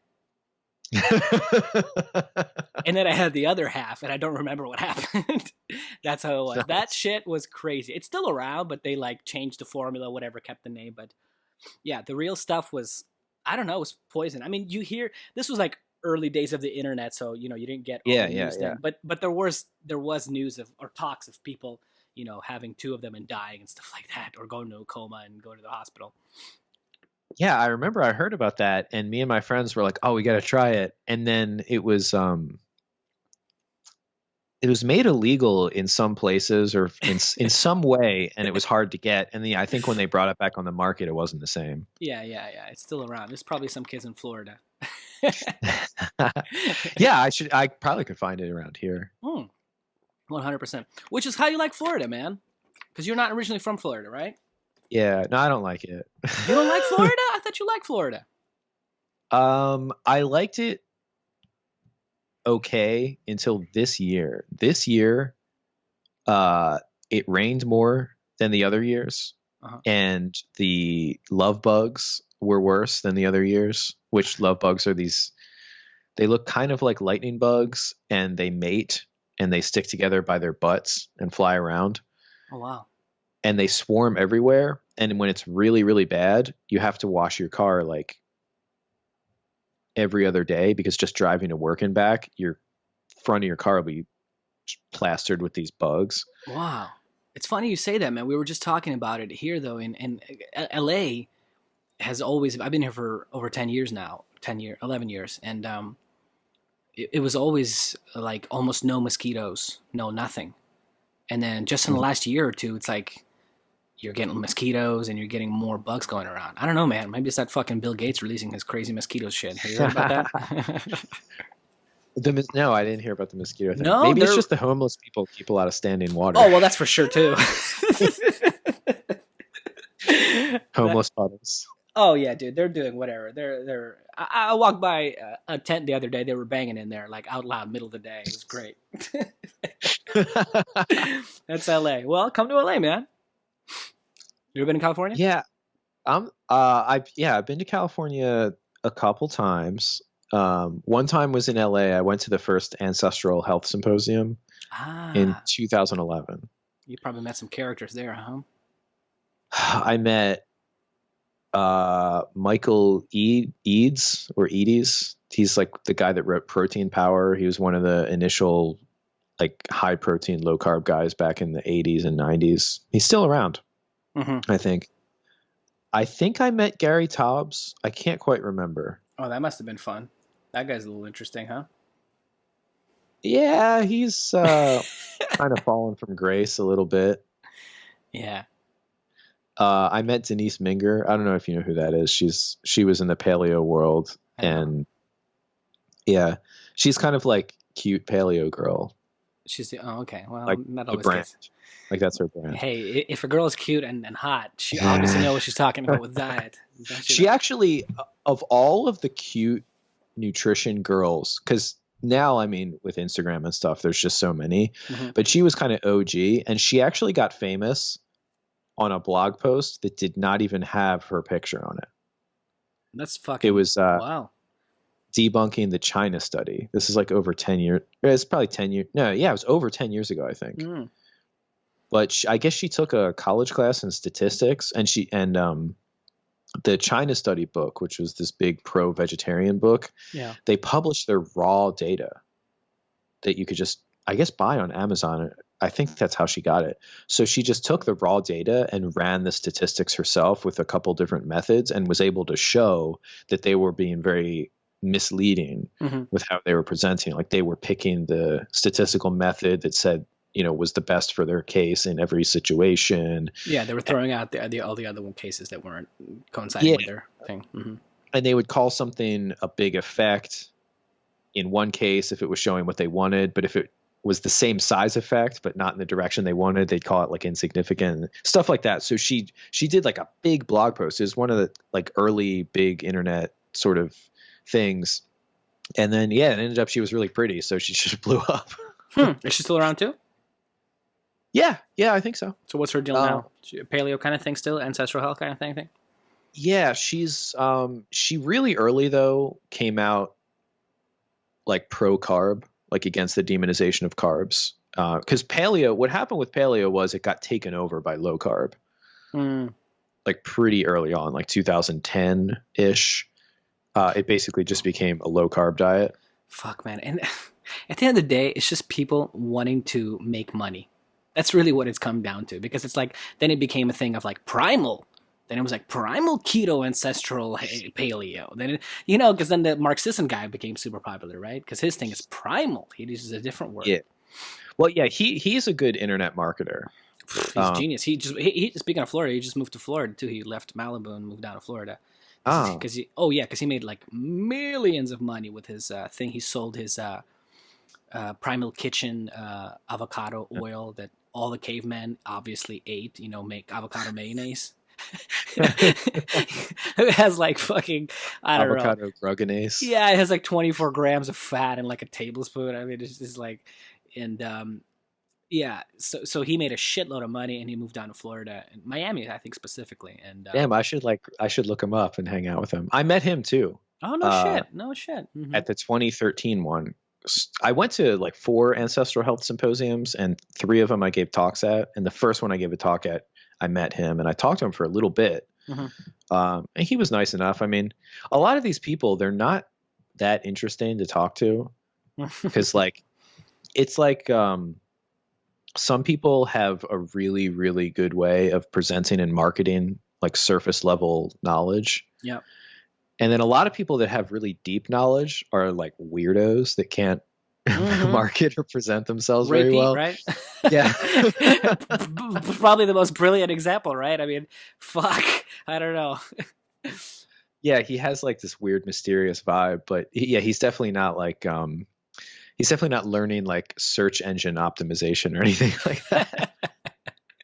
No, I don't think he's sitting down on YouTube and watching, videos about how to market his shit better. Yeah, but it's like what you said earlier. It's like it's just because they're out there doing their thing, promoting their thing, and they're just bouncing around and making money and doing, and they don't have a lot of people like you said, like you, that would like question them until they get to that point where they don't know what to say and what to answer, and so they just go around from the symposium to give talks, and they're not probably really interesting to talk to if you try to have a long conversation with them about food and stuff or whatever it is.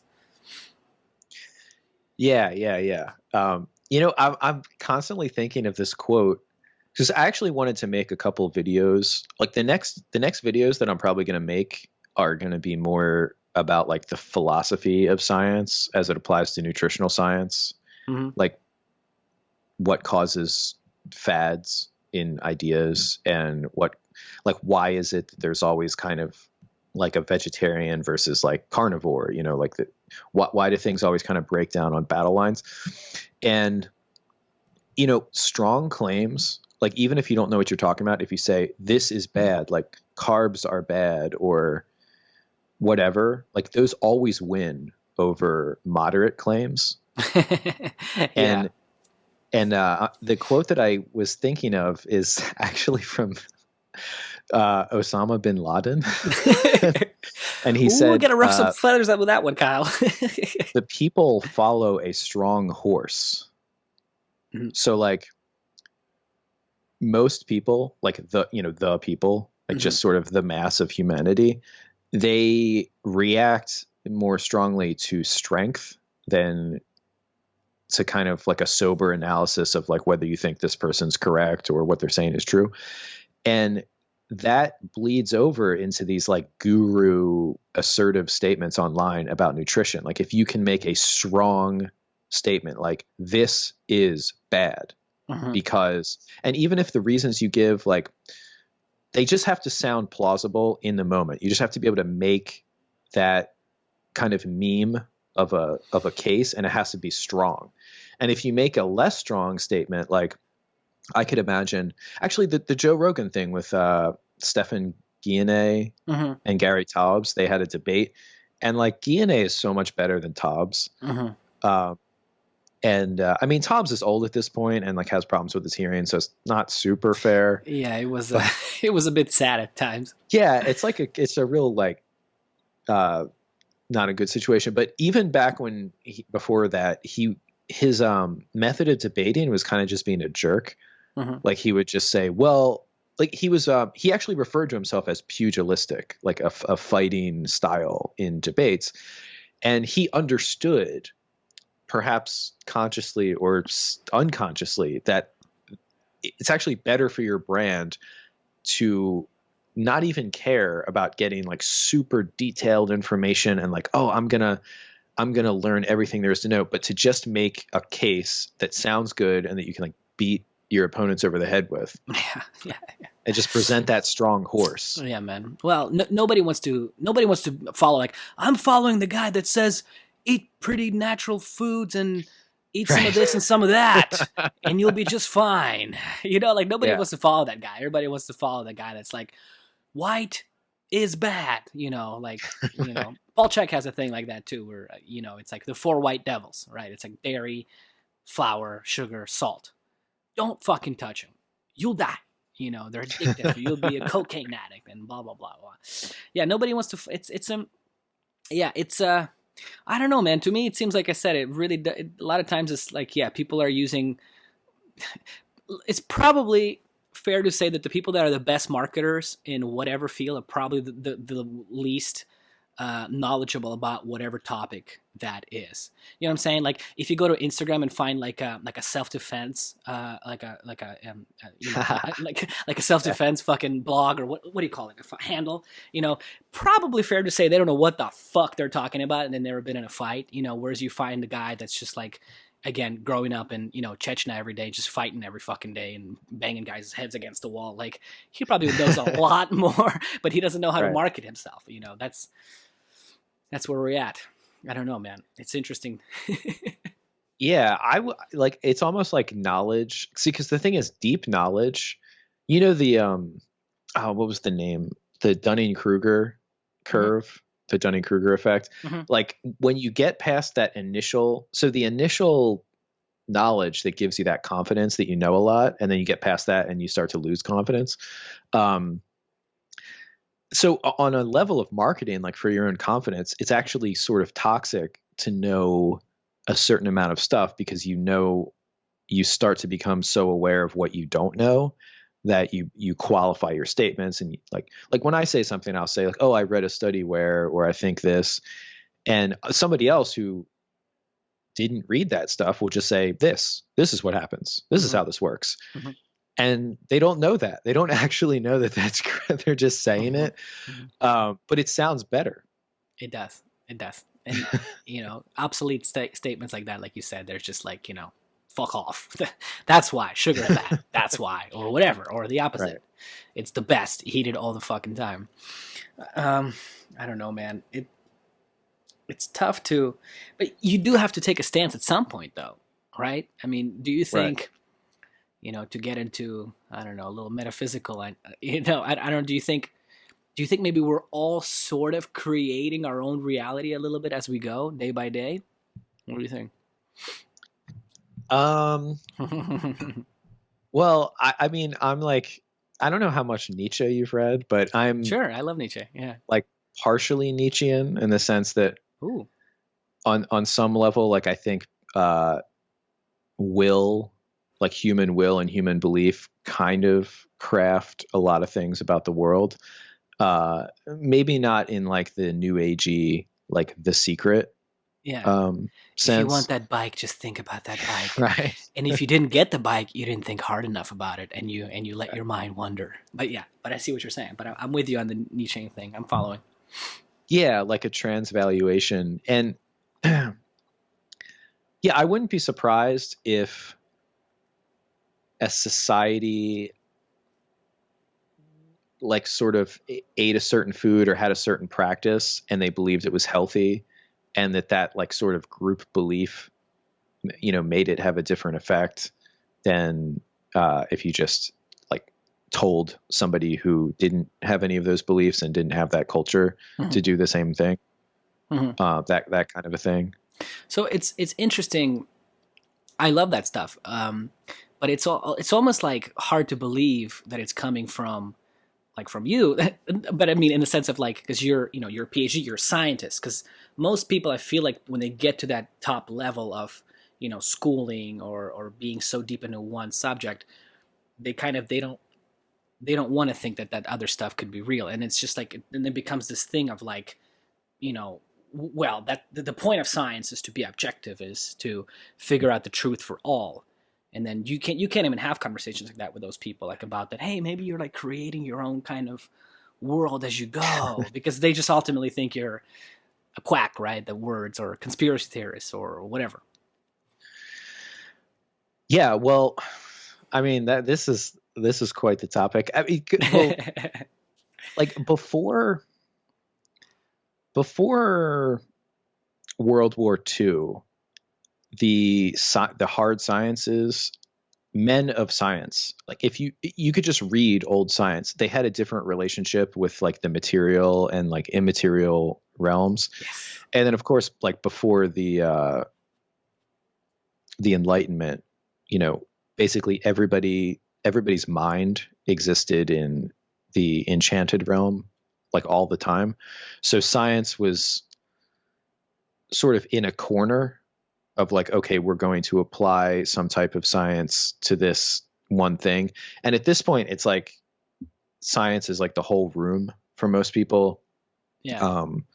And the problem is there's so few, like if something, it's kind of like the phenomenon of a medical doctor. And you always hear these stories where somebody will have a terminal disease or maybe some type of disability, and they'll go to, oh, I went to so many doctors and they said, you can't be helped, whether you're going to die in a year, there's nothing we can do. There's nothing that can be done, or you'll never walk again, that kind of thing. And it's like, oh, and then I insert like weird Crystal remedy guy. or Yeah. yeah. And Guy named then Brian. they get better.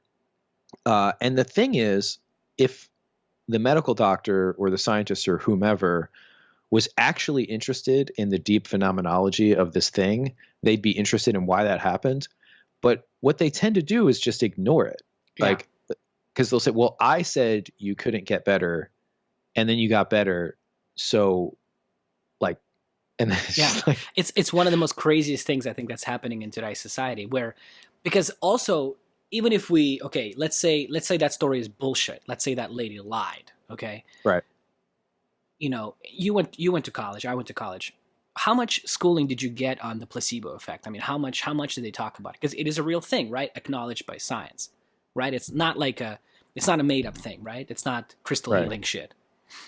Okay. Yeah, I mean it's included in studies. Like that's why they have to do But like do blind they studies. talk? Yeah, but as like every study, there's always like one or two people that had the placebo effect, right?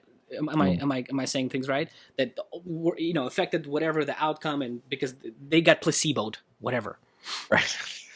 But like, to me, it's fucking crazy that nobody ever talks about that. When they're, reading a study, like there's, 30 people got better, these people didn't, these 2 were placebo, whatever. I just think it's fucking bananas that nobody even talks about it, because it's completely a real thing. Like, I feel like, why aren't we talking about it more? Like, what can I do to give myself a placebo where I can heal my thing? Like, I really think it's crazy, man. Well, you need to have multiple personalities disorder so that one of your personalities can give you can like not know that, or whatever. What? Like that, what's the Indian director guy? Come on, Signs and all that. M. Night Shyamalan. Shamalama Ding Dong, whatever the fuck his last name is. Yeah. Shamalama Ding Dong. What's that movie with the 22 personalities or whatever? Oh, yeah. It was the sequel to, it was the one that was part of that trilogy that just ended with, I actually didn't see that one. It wasn't great. It wasn't great. Split. It's called Split. I do love the Bruce Willis one though. The original, the OG Shyamalan. Yeah, I liked that one too. That's a great one. Yeah, it's crazy, man. I really do think that why, how much, like MDs when they're trained, how much do you think they talk about those sort of effects? Like, well, hey, a person can maybe, fucking have the placebo effect can happen, and they might not need that drug anymore. Well, they're aware of the placebo effect. They're mostly aware of it in terms of studies and just how if a treatment group is aware that they're getting a treatment and there's not a control group that's not aware, then it's not considered as legitimate of the results. But, it's not so much that doctors aren't open to this stuff. The problem is when it starts to challenge like their authority in the room. So if a doctor says, this is your diagnosis and these are your treatment options, or you have no treatment options, and this is just a thing that cannot be treated, it's politically incorrect for you to get better. So like if you get better based on something contrary to what they said. Now, see, this is funny because doctors it's supposed to be that their top priority is that you get better.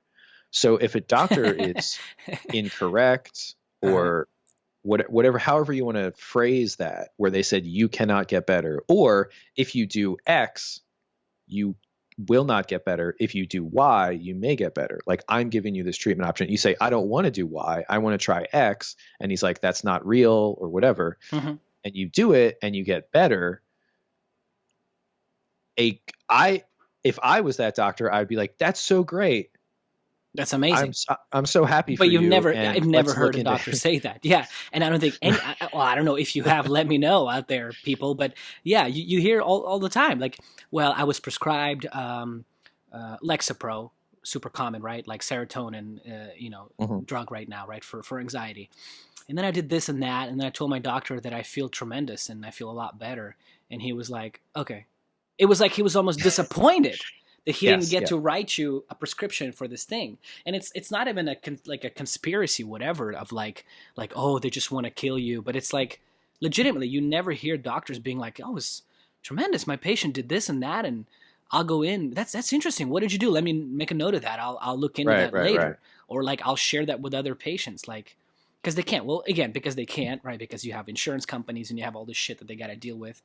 It's a crazy fucking system we have set up, man. Yeah, because their function is not like exoterically, it's stated that their function is to treat people, to make them better. But esoterically, their function is they're kind of like a priestly keepers of the faith. And the faith is like what the medical textbooks say is the diagnosis. So if something goes, it's basically like if you went to church and the priest said, like, this is what you should do. I mean, that's kind of tricky because most of what they have to tell you is for the afterlife. But let's say there was something a religion taught you for this life, mm-hmm. and you went against their teachings and you had the desired effect that they said you could only get by following their teachings. Mm-hmm. they wouldn't be psyched about that because that challenges the church of which they're a priest. Right. And that's the function that the doctor is in our current system. Is there's this like big, like money church, and like, you know, industrial church of like the biomedical system, and they are the interface with the public. So the priests are the interface between the church and the public, right? And then the doctors are the interface between the biomedical establishment and the public. So they perform the same function. Yeah, it's like, and everybody. The craziest part is that everybody's aware of it. I think you literally have to be retarded. Sorry, pardon my French here. You know what I'm saying? Not the, you know what I'm talking about. Like, not the Sean Penn retarded. You know what I mean? The Tropic Thunder retarded. Anyway, to not understand that, because everybody knows. What does everybody say? Like, I went to my doctor and I tried to talk to him, and he was like, okay. Boom, written prescription. See you later. Like, they don't want to talk to you. They don't want to have.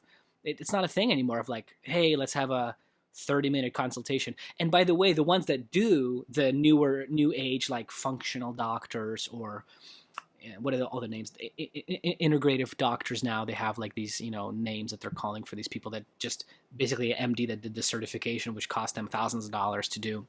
Anyway, where their big selling point is like, we have a conversation for an hour, like about how you're feeling. Like, I feel like shouldn't that be like for everybody who's sick? Like, shouldn't that be like a normal thing? Like, hey, I don't feel well. Okay, well, let's just have a chat. It doesn't have to be like, let's talk about, you know, everything, but just like, because nobody gets asked anything else. They're just like, okay, this and that, boom, prescription, let's go, motherfucker. Yeah, it's pretty crazy. Like, even for myself, I'll go to a doctor and have like 2 or 3 things that I want to ask them about, and, you know, whatever.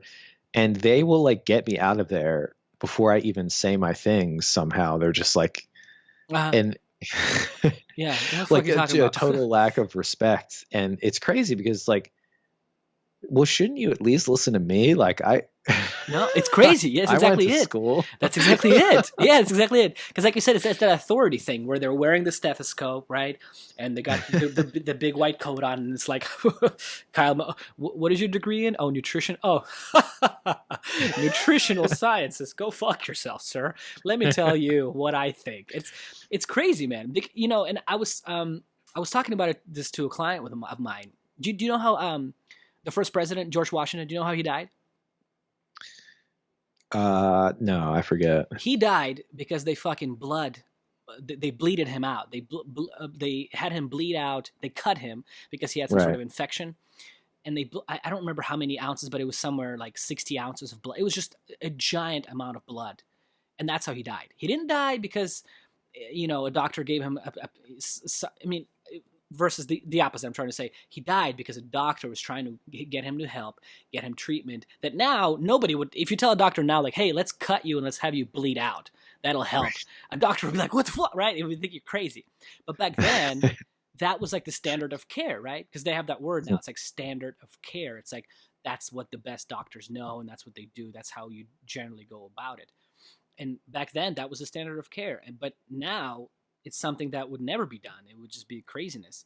So, but if you talk to the average person now, it's like, well, a doctor told me that. What the fuck you know? What kind of degree you have? Oh, you're not a doctor? Go fuck yourself. You know, it's just like you're automatically blown off because you don't know anything. But it's like, hey, well, what if in 100 years they figure out that, hey, maybe we shouldn't be prescribing drug X or drug Y because it does this and that and it's terrible for you.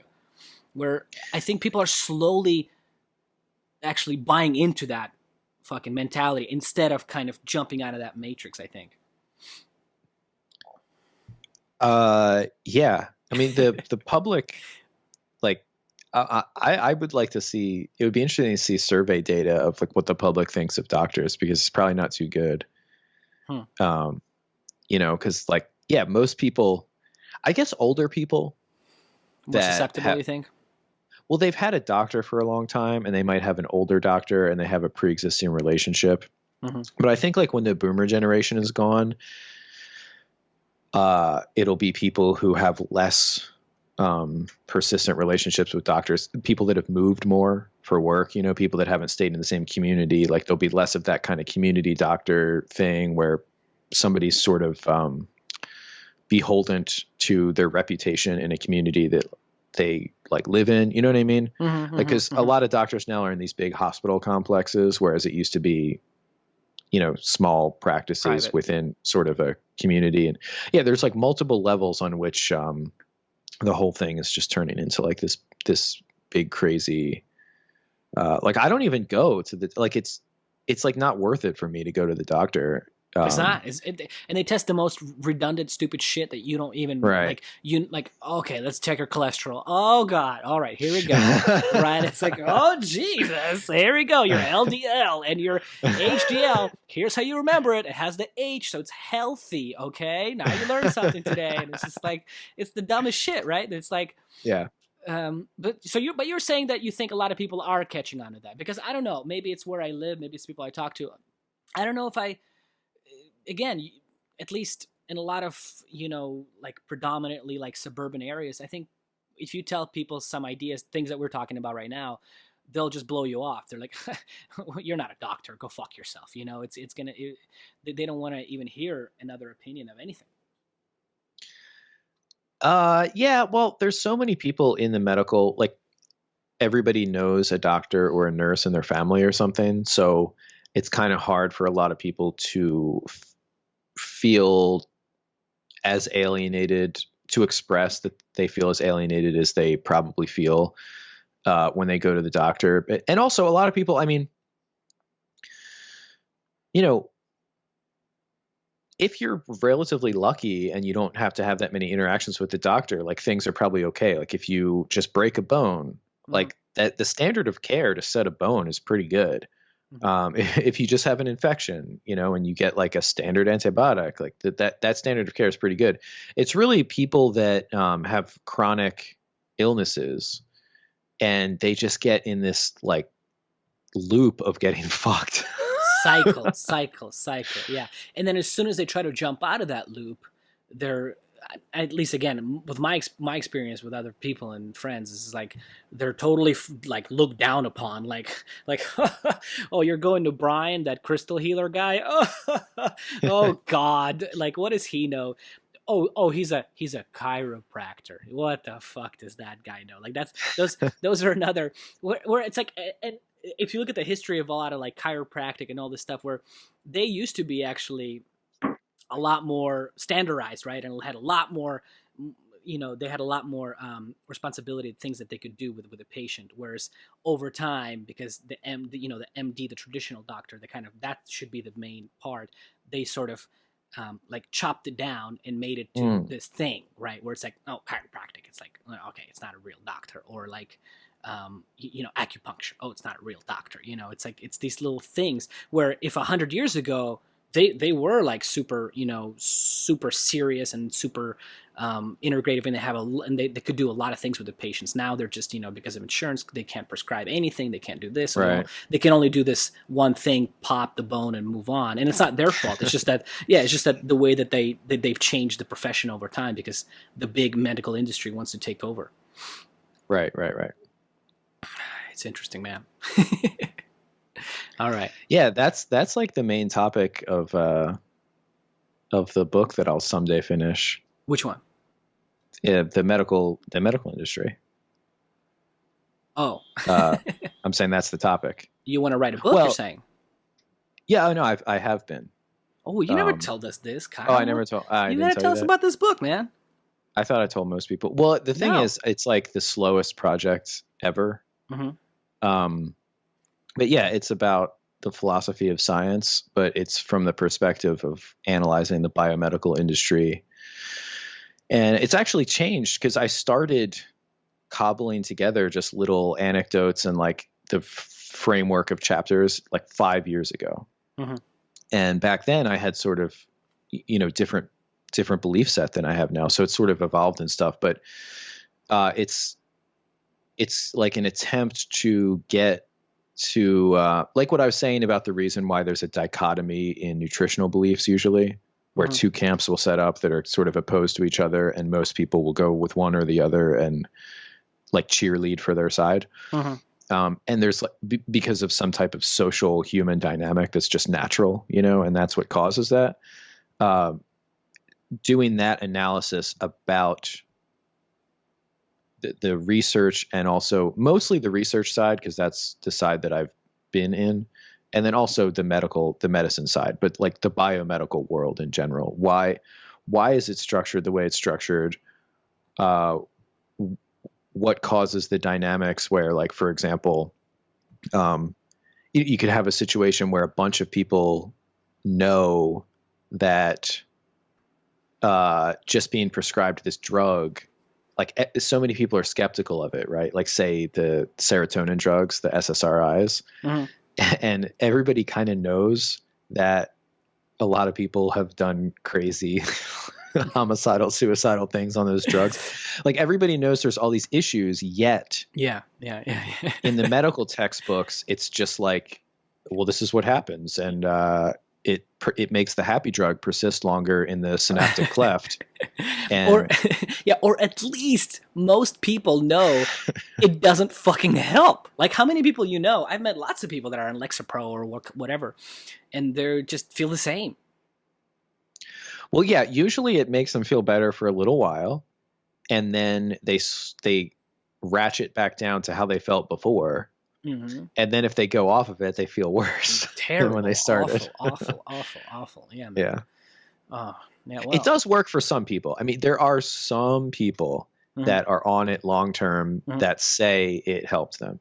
Yeah. But the thing is, the official narrative or whatever it doesn't have room for that. So it just says this is the standard for care. And again, if it doesn't work, it kind of just gets it didn't work, whatever. But that it not working for thousands and thousands of patients isn't a reason to reevaluate the science that says it works. Which is fucking crazy. That it's right. Which is like an anti-scientific stance, basically. It's like, okay, this is our, again, sort of like sacred tome says that this is the thing that will improve your symptoms. And if it doesn't, that does not question the sacred tome. It's just, this is just some weird like one-off. Yeah, and then to me, the people that it works for, it does get into that, like, I think about that placebo thing. That, hey, because a lot of people go on those drugs, but then they also do 1,000 other things that improve their life, right? Because usually when people get to that point, when they're literally going to a doctor and saying like, hey man, I need something to help, I don't feel like it happens overnight with everybody. You know what I'm saying? I feel like they've been trying this and been trying that, and they maybe did that and this, and they've been suffering for a long time, and then they finally go, and then they don't know what else to do. I feel like that happens for a lot of people. Not all, of course, but I do feel like that happens for a lot of people, and then they get a serotonin drug, and then maybe they're like, well, okay, I'm going to fucking, get my shit together. Because a lot of those people that do those sort of things, they get into whatever, help books, and, they meet with groups of people. And so I feel like it's a lot of factors, and maybe they just really, really believe that it's going to help them and works. And, but I don't know. Hey, I'm a fucking conspiracy theorist. I don't know what the fuck I'm talking about. So, yeah, man. Well, that'd be an interesting thing. I wanna. How you're not projecting to finish anytime soon? I'm getting from the way you're talking about your book, huh? Yeah, it's one of those things. Like, I should really probably take a little bit more seriously, but we need it, Kyle. It'll be a good book, man. It'll be a good book to you got to do it. Yeah. The tentative title is Throne and Beaker. And then so that's like the big words. And then under it, a case for the separation of science and state. Dude, that's heavy. I don't. That's heavy. I like to talk. Do you know the phrase "throne and altar"?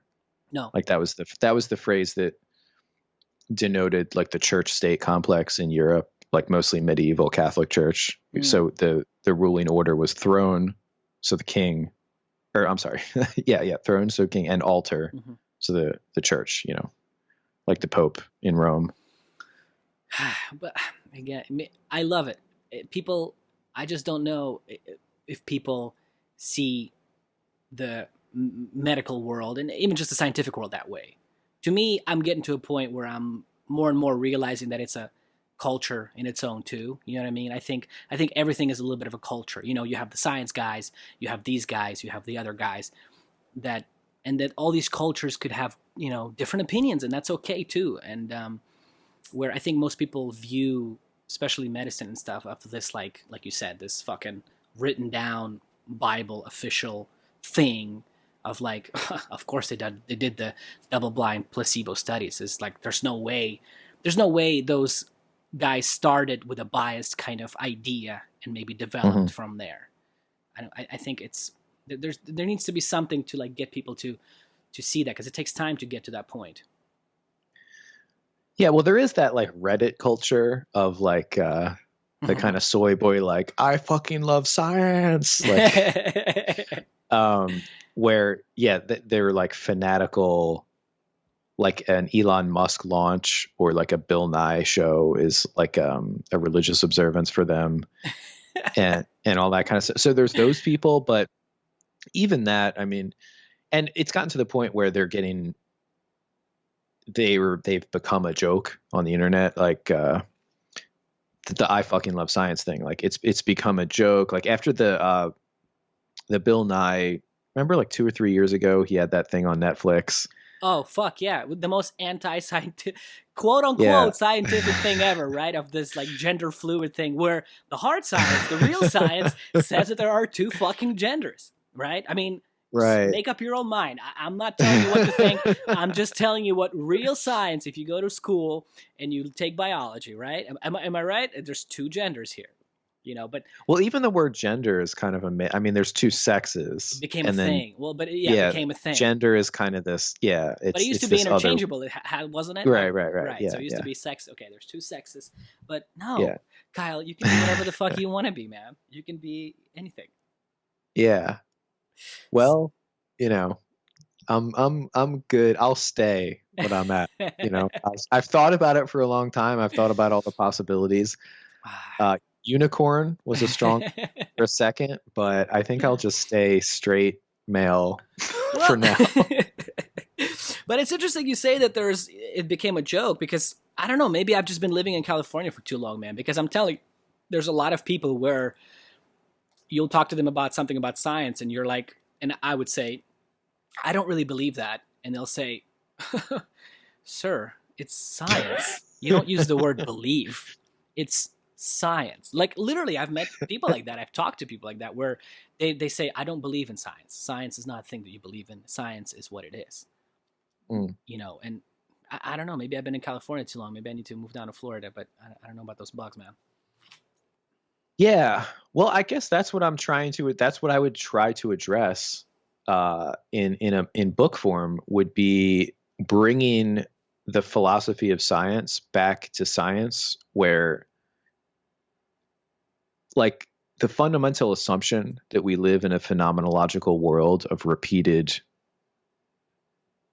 events, phenomena, you know, that could be replicated is an untestable statement, because to test it, you have to assume that it's testable. You know what I mean? Yeah. It gets into that, sorry, go ahead.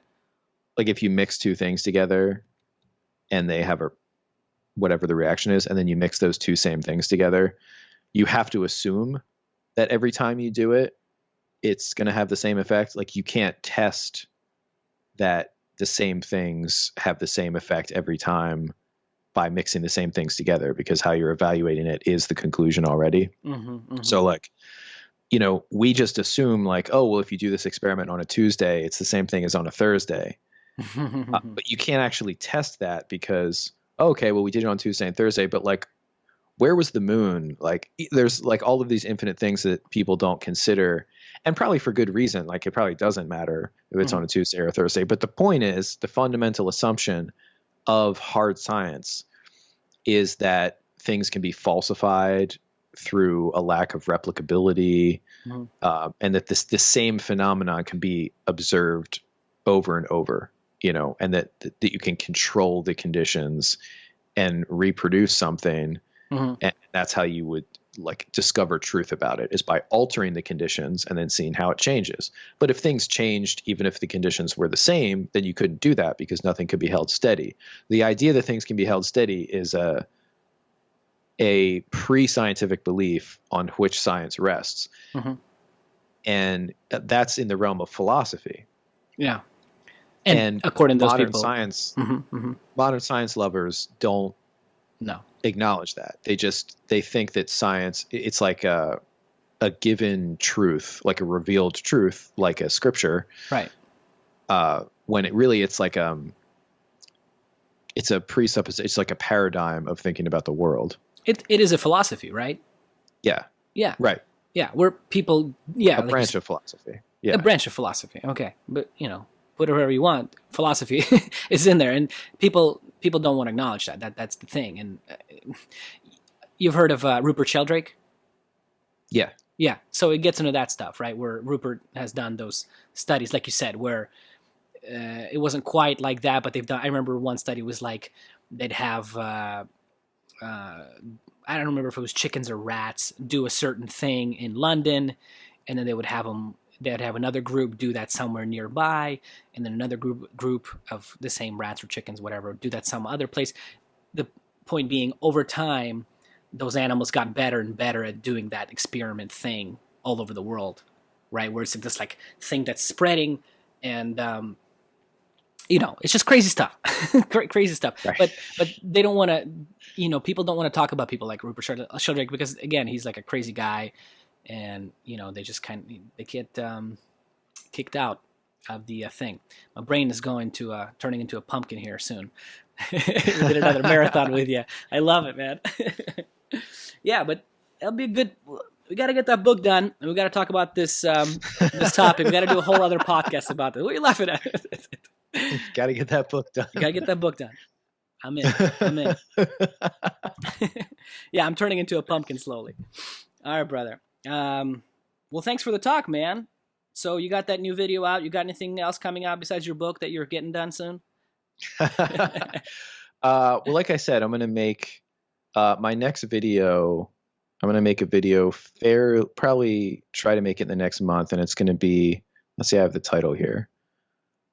Kyle's Law. So I'm making laws now of like science and stuff. So it's Kyle's Law and the religiosity of diet and health practices. So that's kind of what I was saying. So I want to go through why it is that this happens, and just some of the issues of both biology or physiology and how it works, and how that interfaces with human psychology and sociology to create paradigms of thought about things like nutrition and lifestyle and diet and all that, and gurus and schools of thought that are rigid and develop fads and go out of style and come in of style and all that. Love it. So that's the next video. And your YouTube channel is Nutricrinology. Yes, sir. Yes, sir. You got anything else out there? No website right now. It's coming when the book's coming, because it's coming soon. All right, this is the last time I'll fuck with you. Yeah. All right, brother. Thanks for doing this again, man. It's a blast. We should do it. We'll do it again. I'll just force you to get on it. Okay. All right, my man. Talk to you later. Take care, bro. Das Vidanya. Das Vidanya. Very good. Молодец. Das Vidanya.